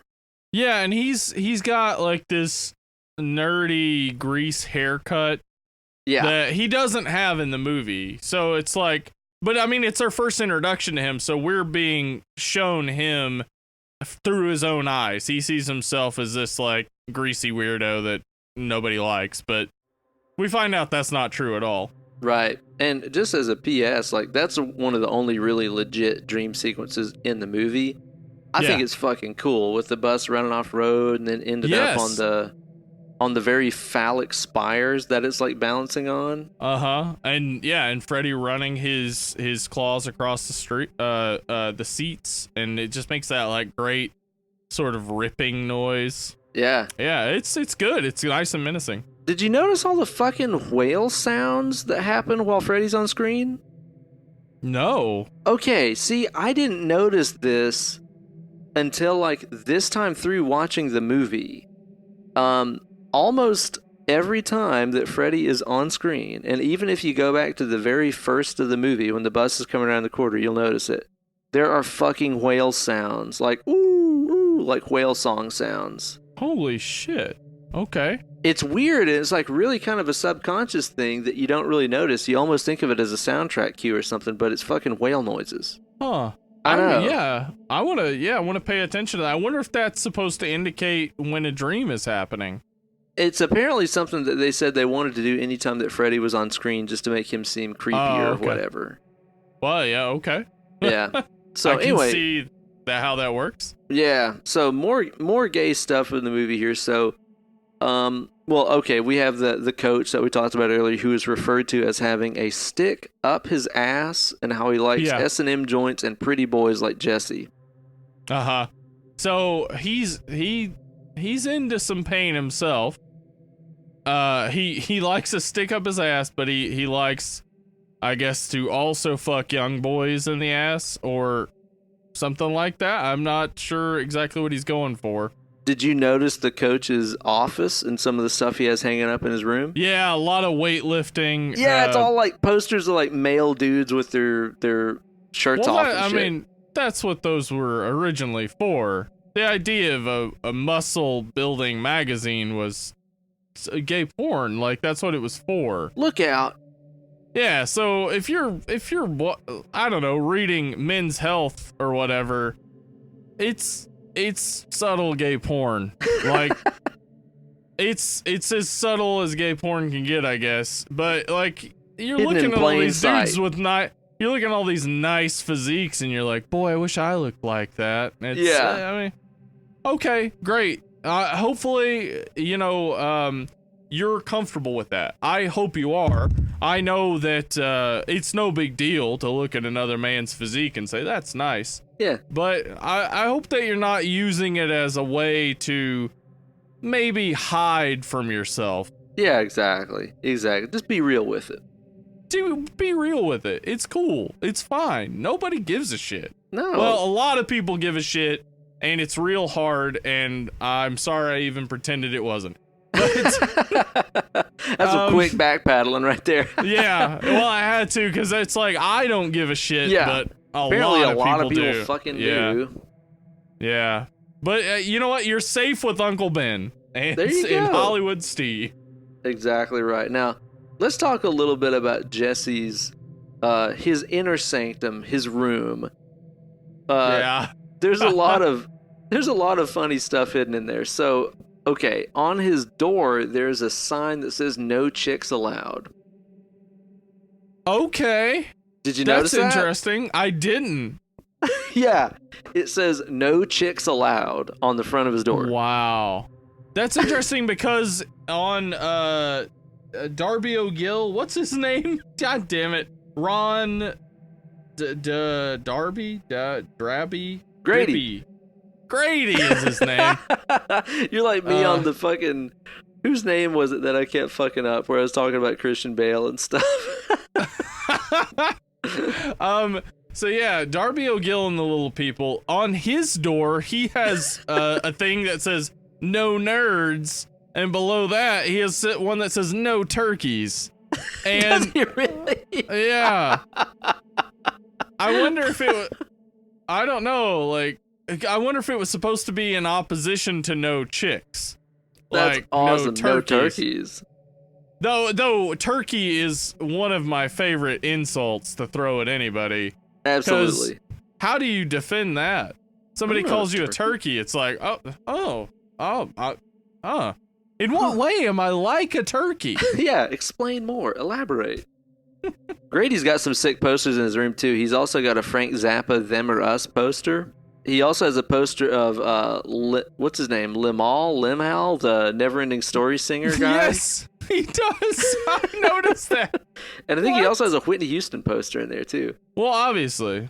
I mean, it's Whitney. I mean, Brady's room is dope, dude. Did you see his fucking bedroom suit was like his comforter and stuff? They looked like trash bags and Ferraris. So dope. I know at that age, like, I mean, I guess I wasn't ever that age when this came out, but like, I know in like 92 or something, I had something similar, like a bedspread that was similar, because I thought like that black and red and those patterns are so cool. Shit, like, yeah, they are.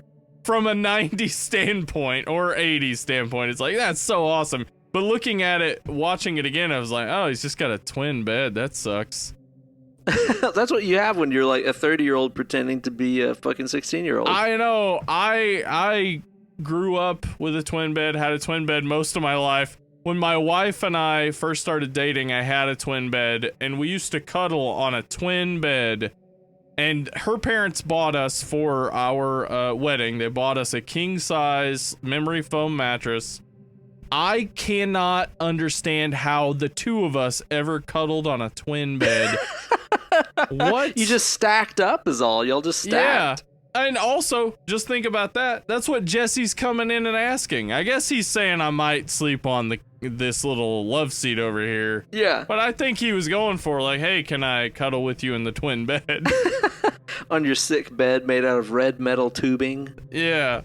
That bed reminded me of an NES. Like, it just has those colors. Totally. That sort of color scheme and that sort of aesthetic to it. I wish you would have had like one of those car beds, like a Ferrari bed, you know? Oh, that would be so awesome. I always wanted one of those. I never had one of those. Never had one. No. I just had a bunk bed and then the same twin bed frame for like 10 years of my life. Terrible. You know what would be really rad? Okay, this is, again, as always, trademark Dead and Lovely podcast. Yeah. Because all of us now, as children that grew up, you know, really wanting that really sick, like, Corvette bed or that Ferrari bed or whatever, but we were poor and we could never afford it. Yeah. Well, we always wanted it, but now we're, like, in our 30s, we're settling down, times are becoming more reasonable. I really wish that you could get maybe, like, a more reasonable car bed, like a Toyota Camry bed or something. Or like an SUV bed, so it fit like around a king size mattress. Yeah, something so the kids can pile into, and you know. Yeah. That would be awesome. Yeah, I think it'd be rad, man. And maybe even like, you know, like single bachelors, they can have like a Dodge Viper bed or something cool. Oh yeah. That's what's, I mean, I'll tell you this. As a bachelor, you bring over a lady and you got a car bed, you are getting laid, sir. And then you'd also have like the guy who, you know, is like closet gay or has like a small dick, and he's got like a huge lift kit, like Ford F-150 bed. Yeah, he's like, I can't let people know my dark secret. Yeah, I'll hide it behind this gigantic vehicle. Yeah. Anytime you see somebody driving a gigantic vehicle, just know they're hiding a dark secret. Yeah. And if they let it out, you'd probably be like, that's not such a big deal, guy. And he'd be like, why'd I spend $60,000 on this car? Damn it. Nobody really cares. Except a lot of people do really, really care. And they marched in the streets about it. God damn it.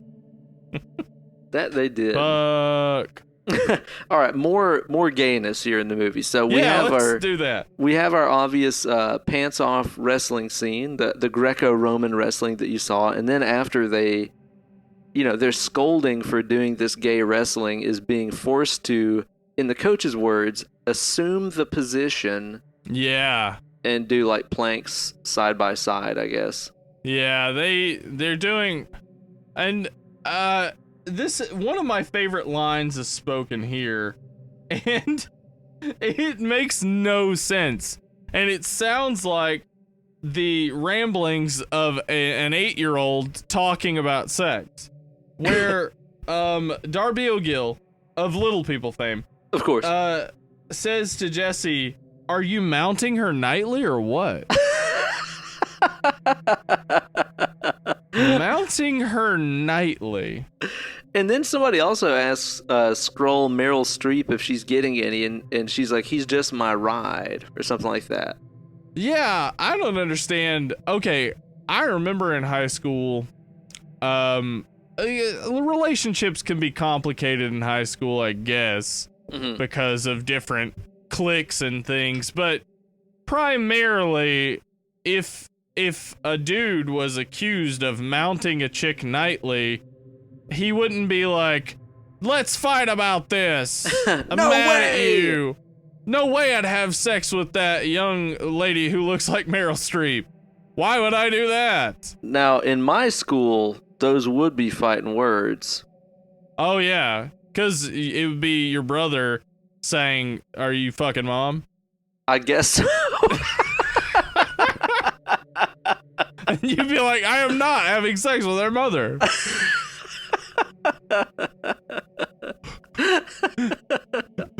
So there's that whole scene going on with those two wrestling over that and all that. Now, my favorite, though, is definitely the death of the coach. The coach death scene where, as Jesse is in the shower washing off after being made to run laps, the coach in his office is assaulted with balls.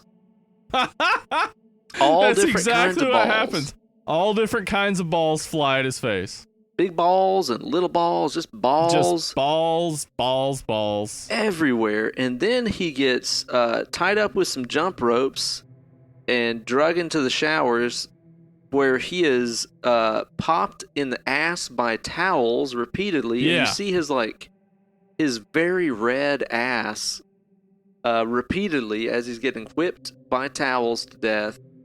And then Freddy kills him by scratching his back. So, Marquis de Sade here gets a story of ode. Marquis de Sade. Yeah. This guy, he's all sadistic and he gets suddenly masochized. That's the word.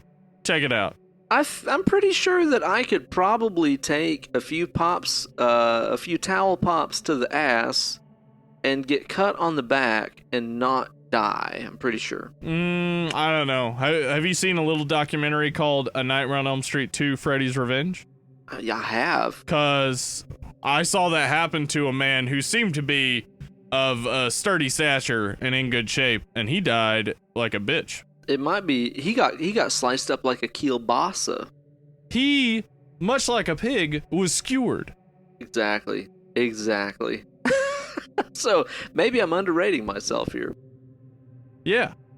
Now that's obviously just ridiculously over the top, like on Front Street kind of stuff.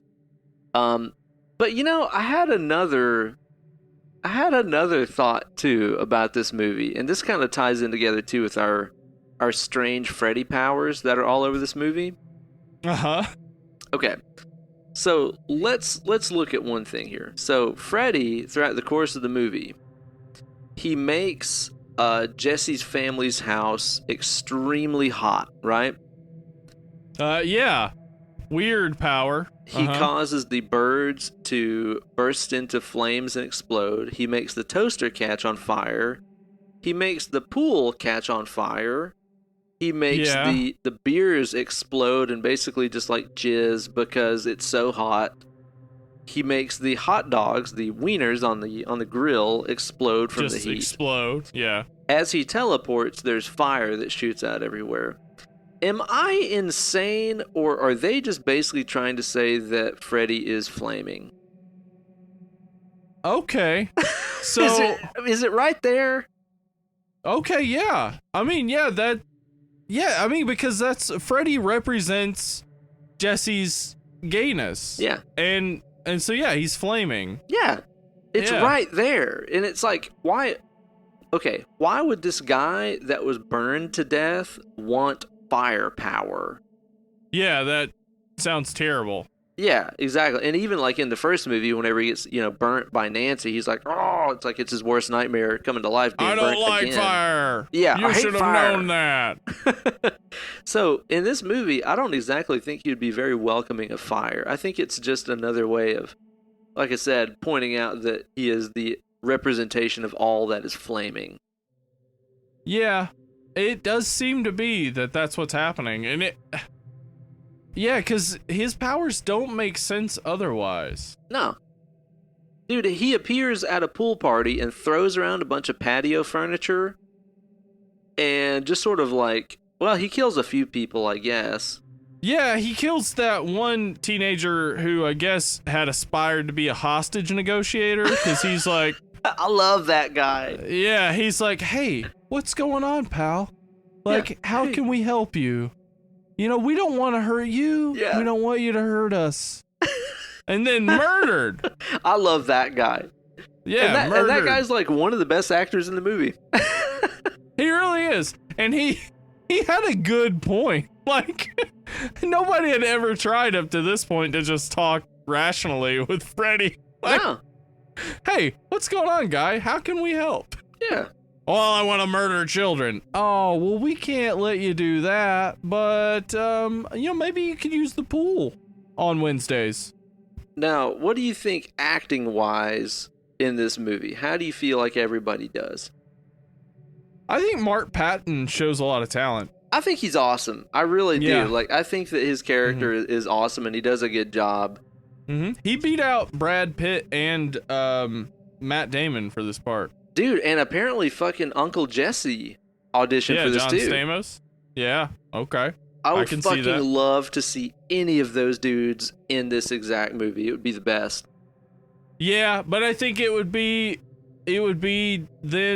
have less realness to it. That this has a gay actor playing a character going through exactly what he's going through as an actor in Hollywood in the 80s. Hey, maybe they should have got old Richard Gere. Am I right or am I right? Oh, right. You guys heard about those hamsters, huh? Heard about that, eh? Oh, and Marilyn Manson had his ribs removed to suck his own dick. And he was the guy from the Wonder Years. He's the guy from the Wonder Years minus some ribs. Yeah. That's what makes him look different. You know what? I honestly, if I were Marilyn Manson, I would encourage people to believe those things because it would make his career even more amazing. Child star, ribs removed, and he's still been able to sing on records. Highly flexible. Guess what? I mean, you want to challenge this guy in a look at your own tank contest? You're going to lose. Hell no. I bet it would be awesome if you released a yoga DVD one day. Marilyn Manson suck your own dick yoga. I would. I'd watch that. I'd watch that for sure. I like Grady in the movie. I think that he does a really good job just kind of being the sort of goofy meathead friend. But at the same time, it's like in the scenes where he's about to get killed by Freddy and he's like freaking out and shit. I think he does a really good job of portraying that kind of panic that you would have right there. I think that Grady does a real good job in the movie. Yeah, and I think also Robert Englund is asked to do acting that is beyond what he's asked to do in any other Freddy Krueger role. True. Like, he's asked to be very serious in this, and he does it well. I mean, he's great. Robert Englund, he had a career before being Freddy. Like, he was already in a very popular television miniseries and then television full series, V. He had done a ton of other stuff before this, and he stuck with Freddy Krueger. He like saw it through, and I think should have. Obviously, if you make another Freddy movie, he's got to be in it. Yeah, like you can't. There's no way of getting around it. He is Freddy. Yeah, you can't do it with that terrible CGI. No, and I don't know. I mean, you might be able to get an actor who would do it, and if you're gonna put the makeup on him and not do the fucking terrible CGI, you might get an actor who can pull it off. But I think Robert Englund, even at his age, is still in good enough shape to portray a Freddy Krueger who's maybe older or weakened. Yeah, exactly. I totally agree. I think that would be bad as shit to see. And I think also Kim Myers, who is our Skrull, Meryl Streep, she doesn't have a lot to work with here. I think her character's real stiff. I think her acting in the movie is just like really expressionless. I didn't really get a lot out of her other than being like, she looks a lot like Meryl Streep. That's kind of all that I got out of her character. I don't think she was written well. No, She's basically just our eyes in a lot of situation. Mm-hmm. She's the audience, so we can see that, like, oh, this is really happening. Like, she sees these things, and she keeps shaking them off when she's at the old plant, but she's seeing these things too. So she's our way in. If she's seeing them, then we have to feel like, oh, then they are real.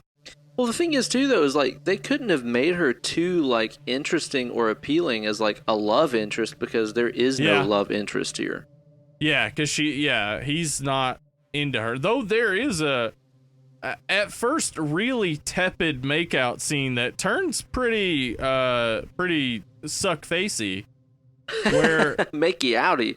Yeah, it gets real makey-outy, and it's like, wait a second, is this dude gay? Because, like, I mean, I don't know. Obviously, I've had a lot of gay friends who used to have girlfriends that they made out with, and sure. I guess you know, he could just be imagining something else or whatever. But that scene gets a little steamy, and so she has to think that there is some love there, and he does say, as Freddy, but like, you know, in his own voice, that he loves her.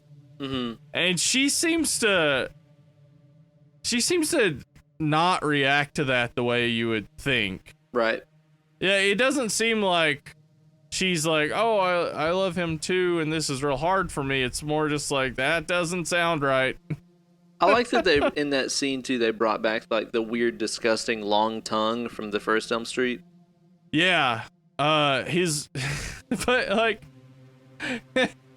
he saw it as a curse, but I bet, you know, Scroll Meryl Streep would have been like, oh, okay, let's put that big tongue to use. You ever get freaky with that thing? Yeah, like, I mean, all right, you got a tongue hanging 4 inches out of your mouth. You know, you could sit and whine about it, or like, hey, you know. Hey, what it do? What it do? Put it to work. You know, one thing too, I'll put out about this movie is like, okay, this last time that I watched it, I was making note of how sick the soundtrack is, because the soundtrack has some really badass stuff in it, and actually, there's some stuff in it that's a little derivative. Like, actually, the very first scene in the movie with the school bus, there's a theme playing that sounds a lot like one of the Jedi themes from Star Wars, like the original Star Wars. I didn't notice these things. Okay. Go back and check it out. And it's got the whale noises behind it too, so you've got two things to listen for there.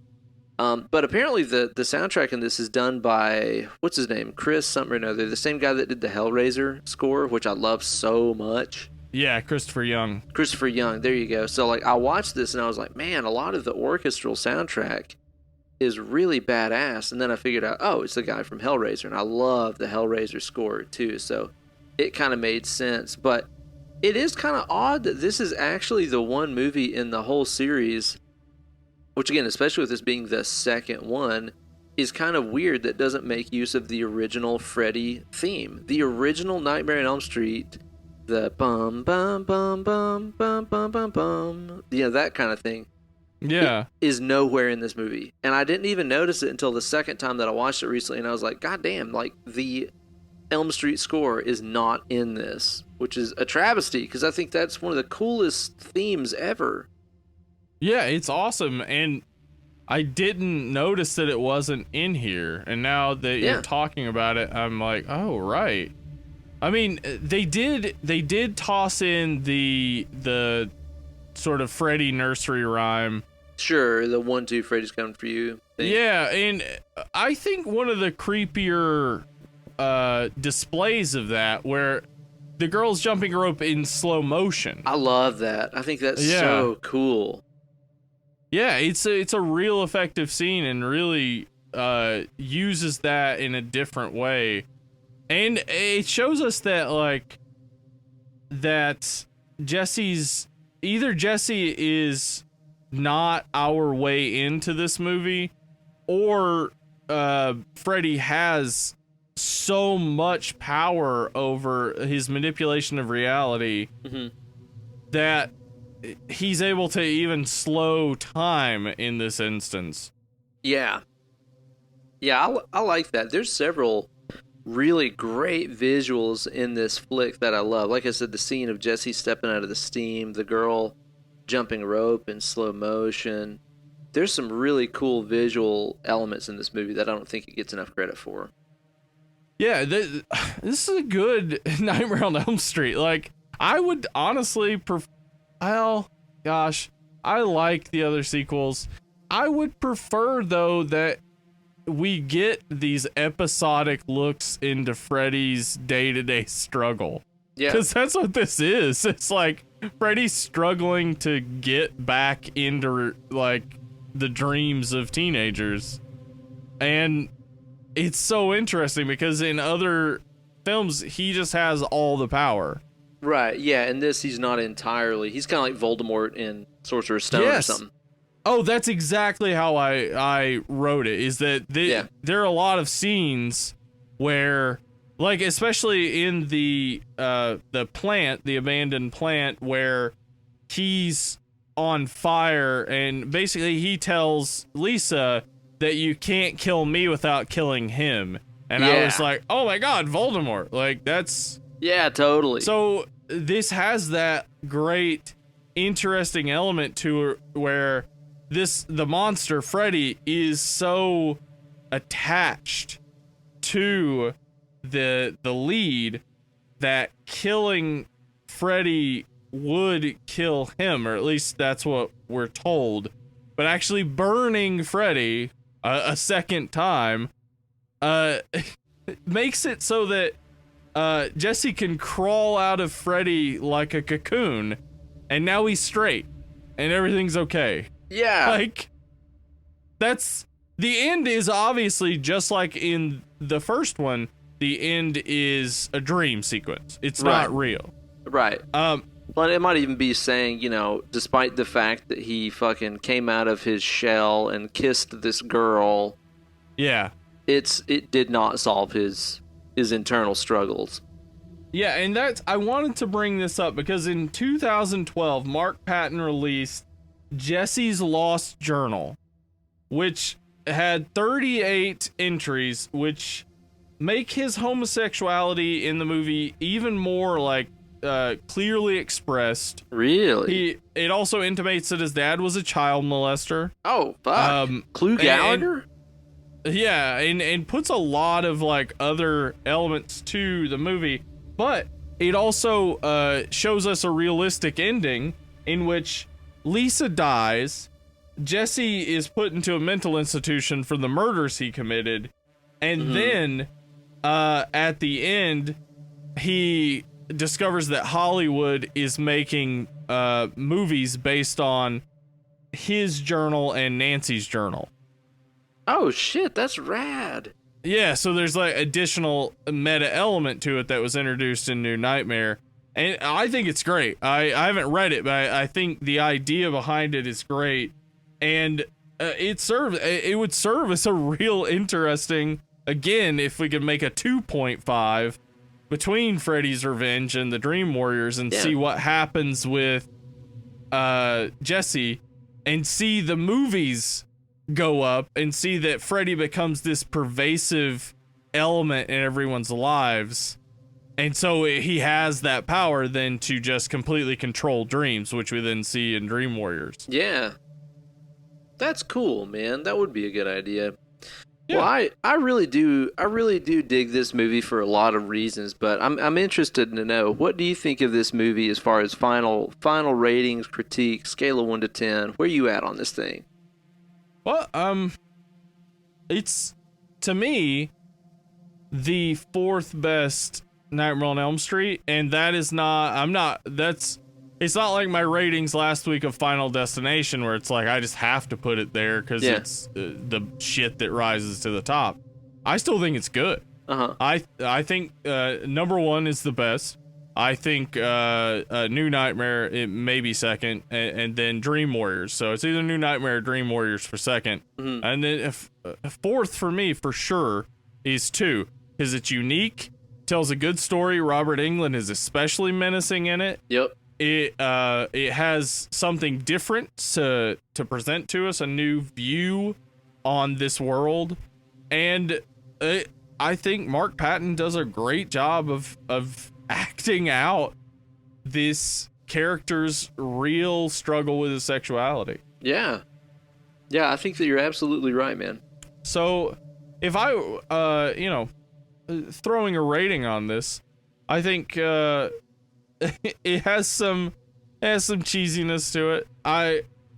But it has some great weird depth to it.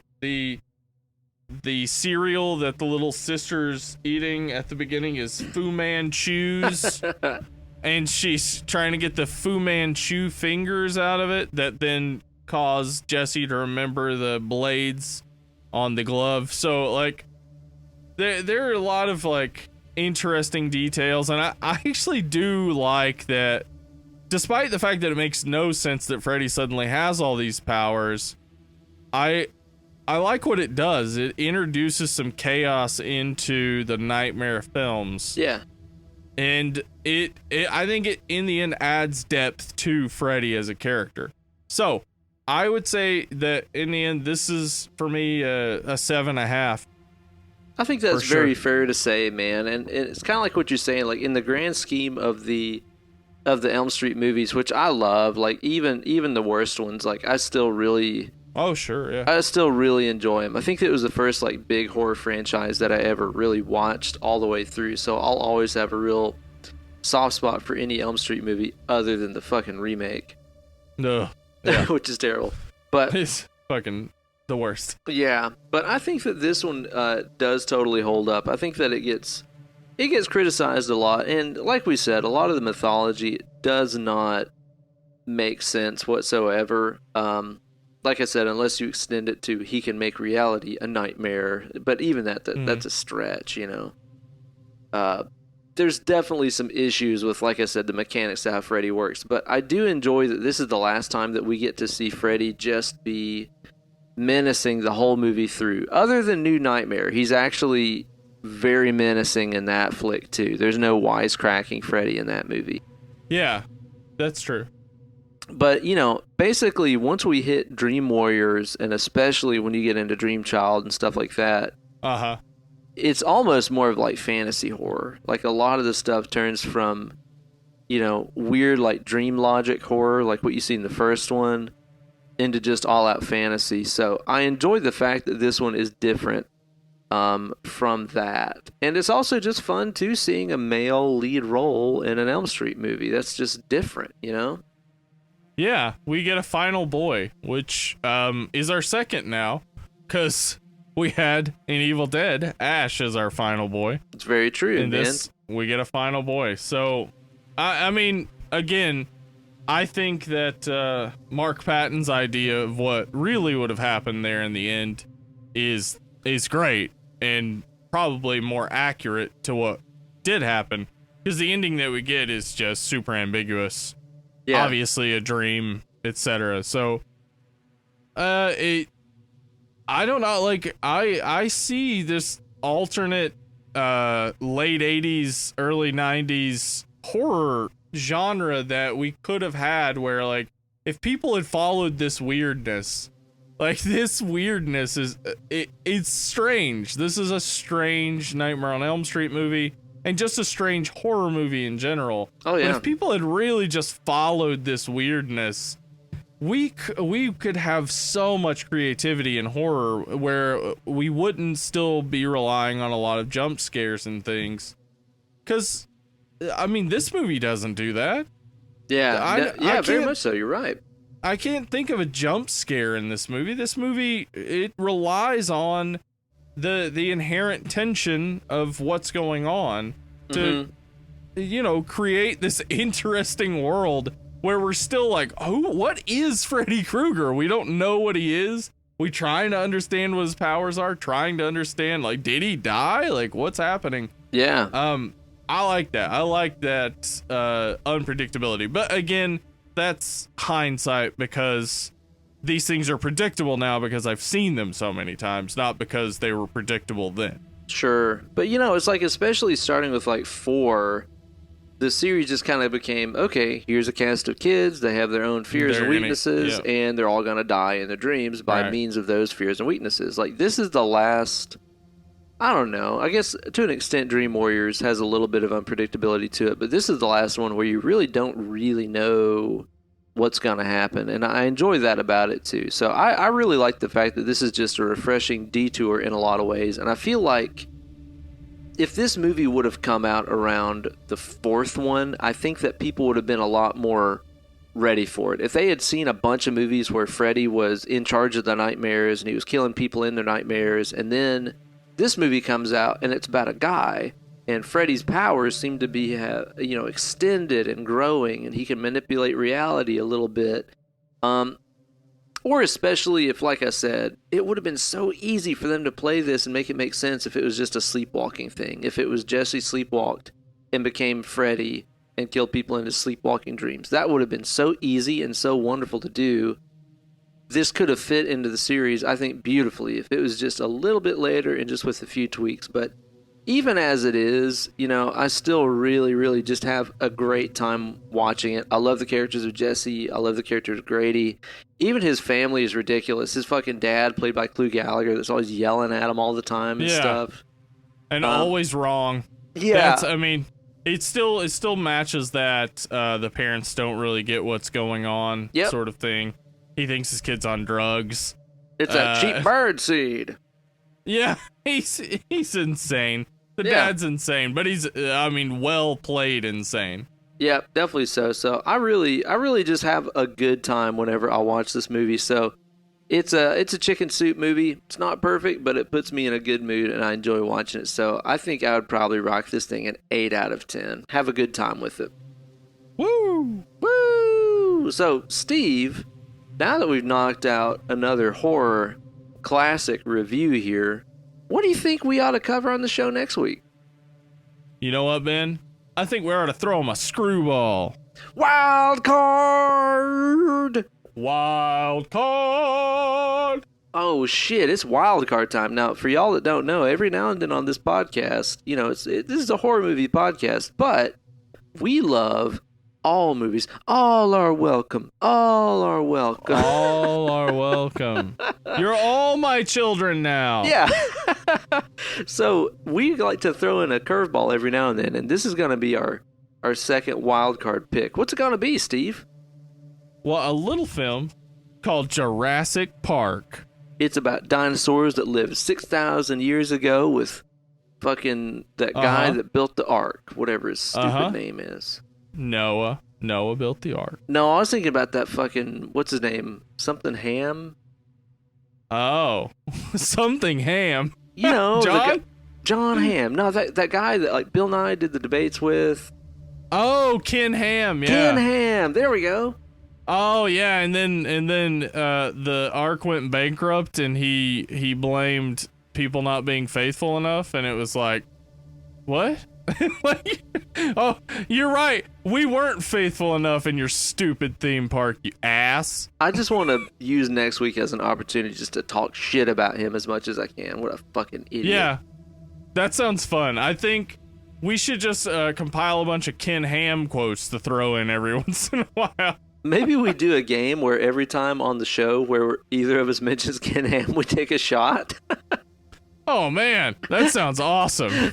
By the end of the podcast, it's just like 5 hours of dead space because we're actually both dead. I was going to say, stay tuned next week for our deaths from alcohol poisoning. We're going to start this bold new venture of snuff podcasting. You know what? Finally. Yeah. I think there are two genres missing in podcasting. The snuff podcast, and we don't have enough battle podcasting. Yeah. You know what? Hey, anybody, another podcast out there, you want to battle us? We'll fucking get together. We'll have an audience to judge, and we'll podcast our asses off. Yeah. And like people will be like, oh, like two men enter, one man leave. Yeah, but instead it'll be 4 people enter. Well, however many people are on your podcast.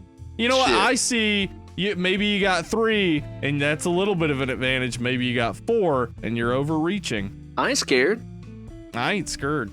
We're the fucking reigning tag team podcast world champions. Woo! The one-time world champs. I look forward to covering Jurassic Park because that's one of my absolute favorite movies ever. So I look forward to talking about it too because I did not develop the same attachment to it that other people have. Yeah, I'm not saying it's bad, but when I saw it, I was like, oh, that's fine. I didn't get it, and hopefully I'll get it this time. Oh my god, it's the fucking best, dude. Maybe it is, maybe it isn't. Maybe fucking next week is our one-on-one battle podcast. Oh, shit. Finally, 2 men enter. One man leave. Well, 2 men will leave. Well, we're not even in the same room. We can't kill each other. Unless you kill me with your podcasting, I don't know, comments? What would be the killing element of a podcast battle? I think what I would do is I would just like talk a bunch of shit about you on my YouTube channel. get my suckamaniac army running wild on you. Oh, shit. Oh, my God. That would be, I'll tell you this, that would be real bad for me, because those dudes, they ain't no good. They come at you hot. They do. And they come at you hot with some guitar licks. They'll come at you licking. It'll be like in the Breaking the Law video when they're like going down the hall playing the guitar. And it's like, oh shit, not guitars. It's so good. Well, be sure to stay tuned next week for a really fun episode. It'll be a blast. Where can these people find us and reach us, Steve? Well, you can always email us at deadandlovelypod@gmail.com. You can also find us on Instagram or Twitter at deadlovelypod. And we have a Facebook group, the Dead and Lovely Horror Podcast Facebook group. Wonderful. Please, you guys, be sure to drop us a message requesting whatever movies you'd like to hear covered next, or suggest other segments or anything else you'd like to see on the show. We're definitely gonna get to Event Horizon. Fuck yeah, I can't wait. I've read love that the one. emails. I love that one, man. Now, you guys can find me on Instagram and Twitter at Ben Eller Guitars. Where can they find you, Steve? At Steven Spratling, Steven with a V, the only way to spell it. And I encourage you guys to please go on iTunes, rate, and review this podcast. It helps us out immensely to show up on those lists and feeds and top 10s and stuff like that. So please, please, please, if you enjoy this show, go on iTunes, write a quick review. Make sure it's G-rated or else it will not get posted, and give us a good rating. That would help us out tremendously. Thank you guys, as always, for listening to the show, and we will see you guys next time. You guys have been just boldly attentive and wonderful, and we have been dead and lovely. Bye-bye. Bye.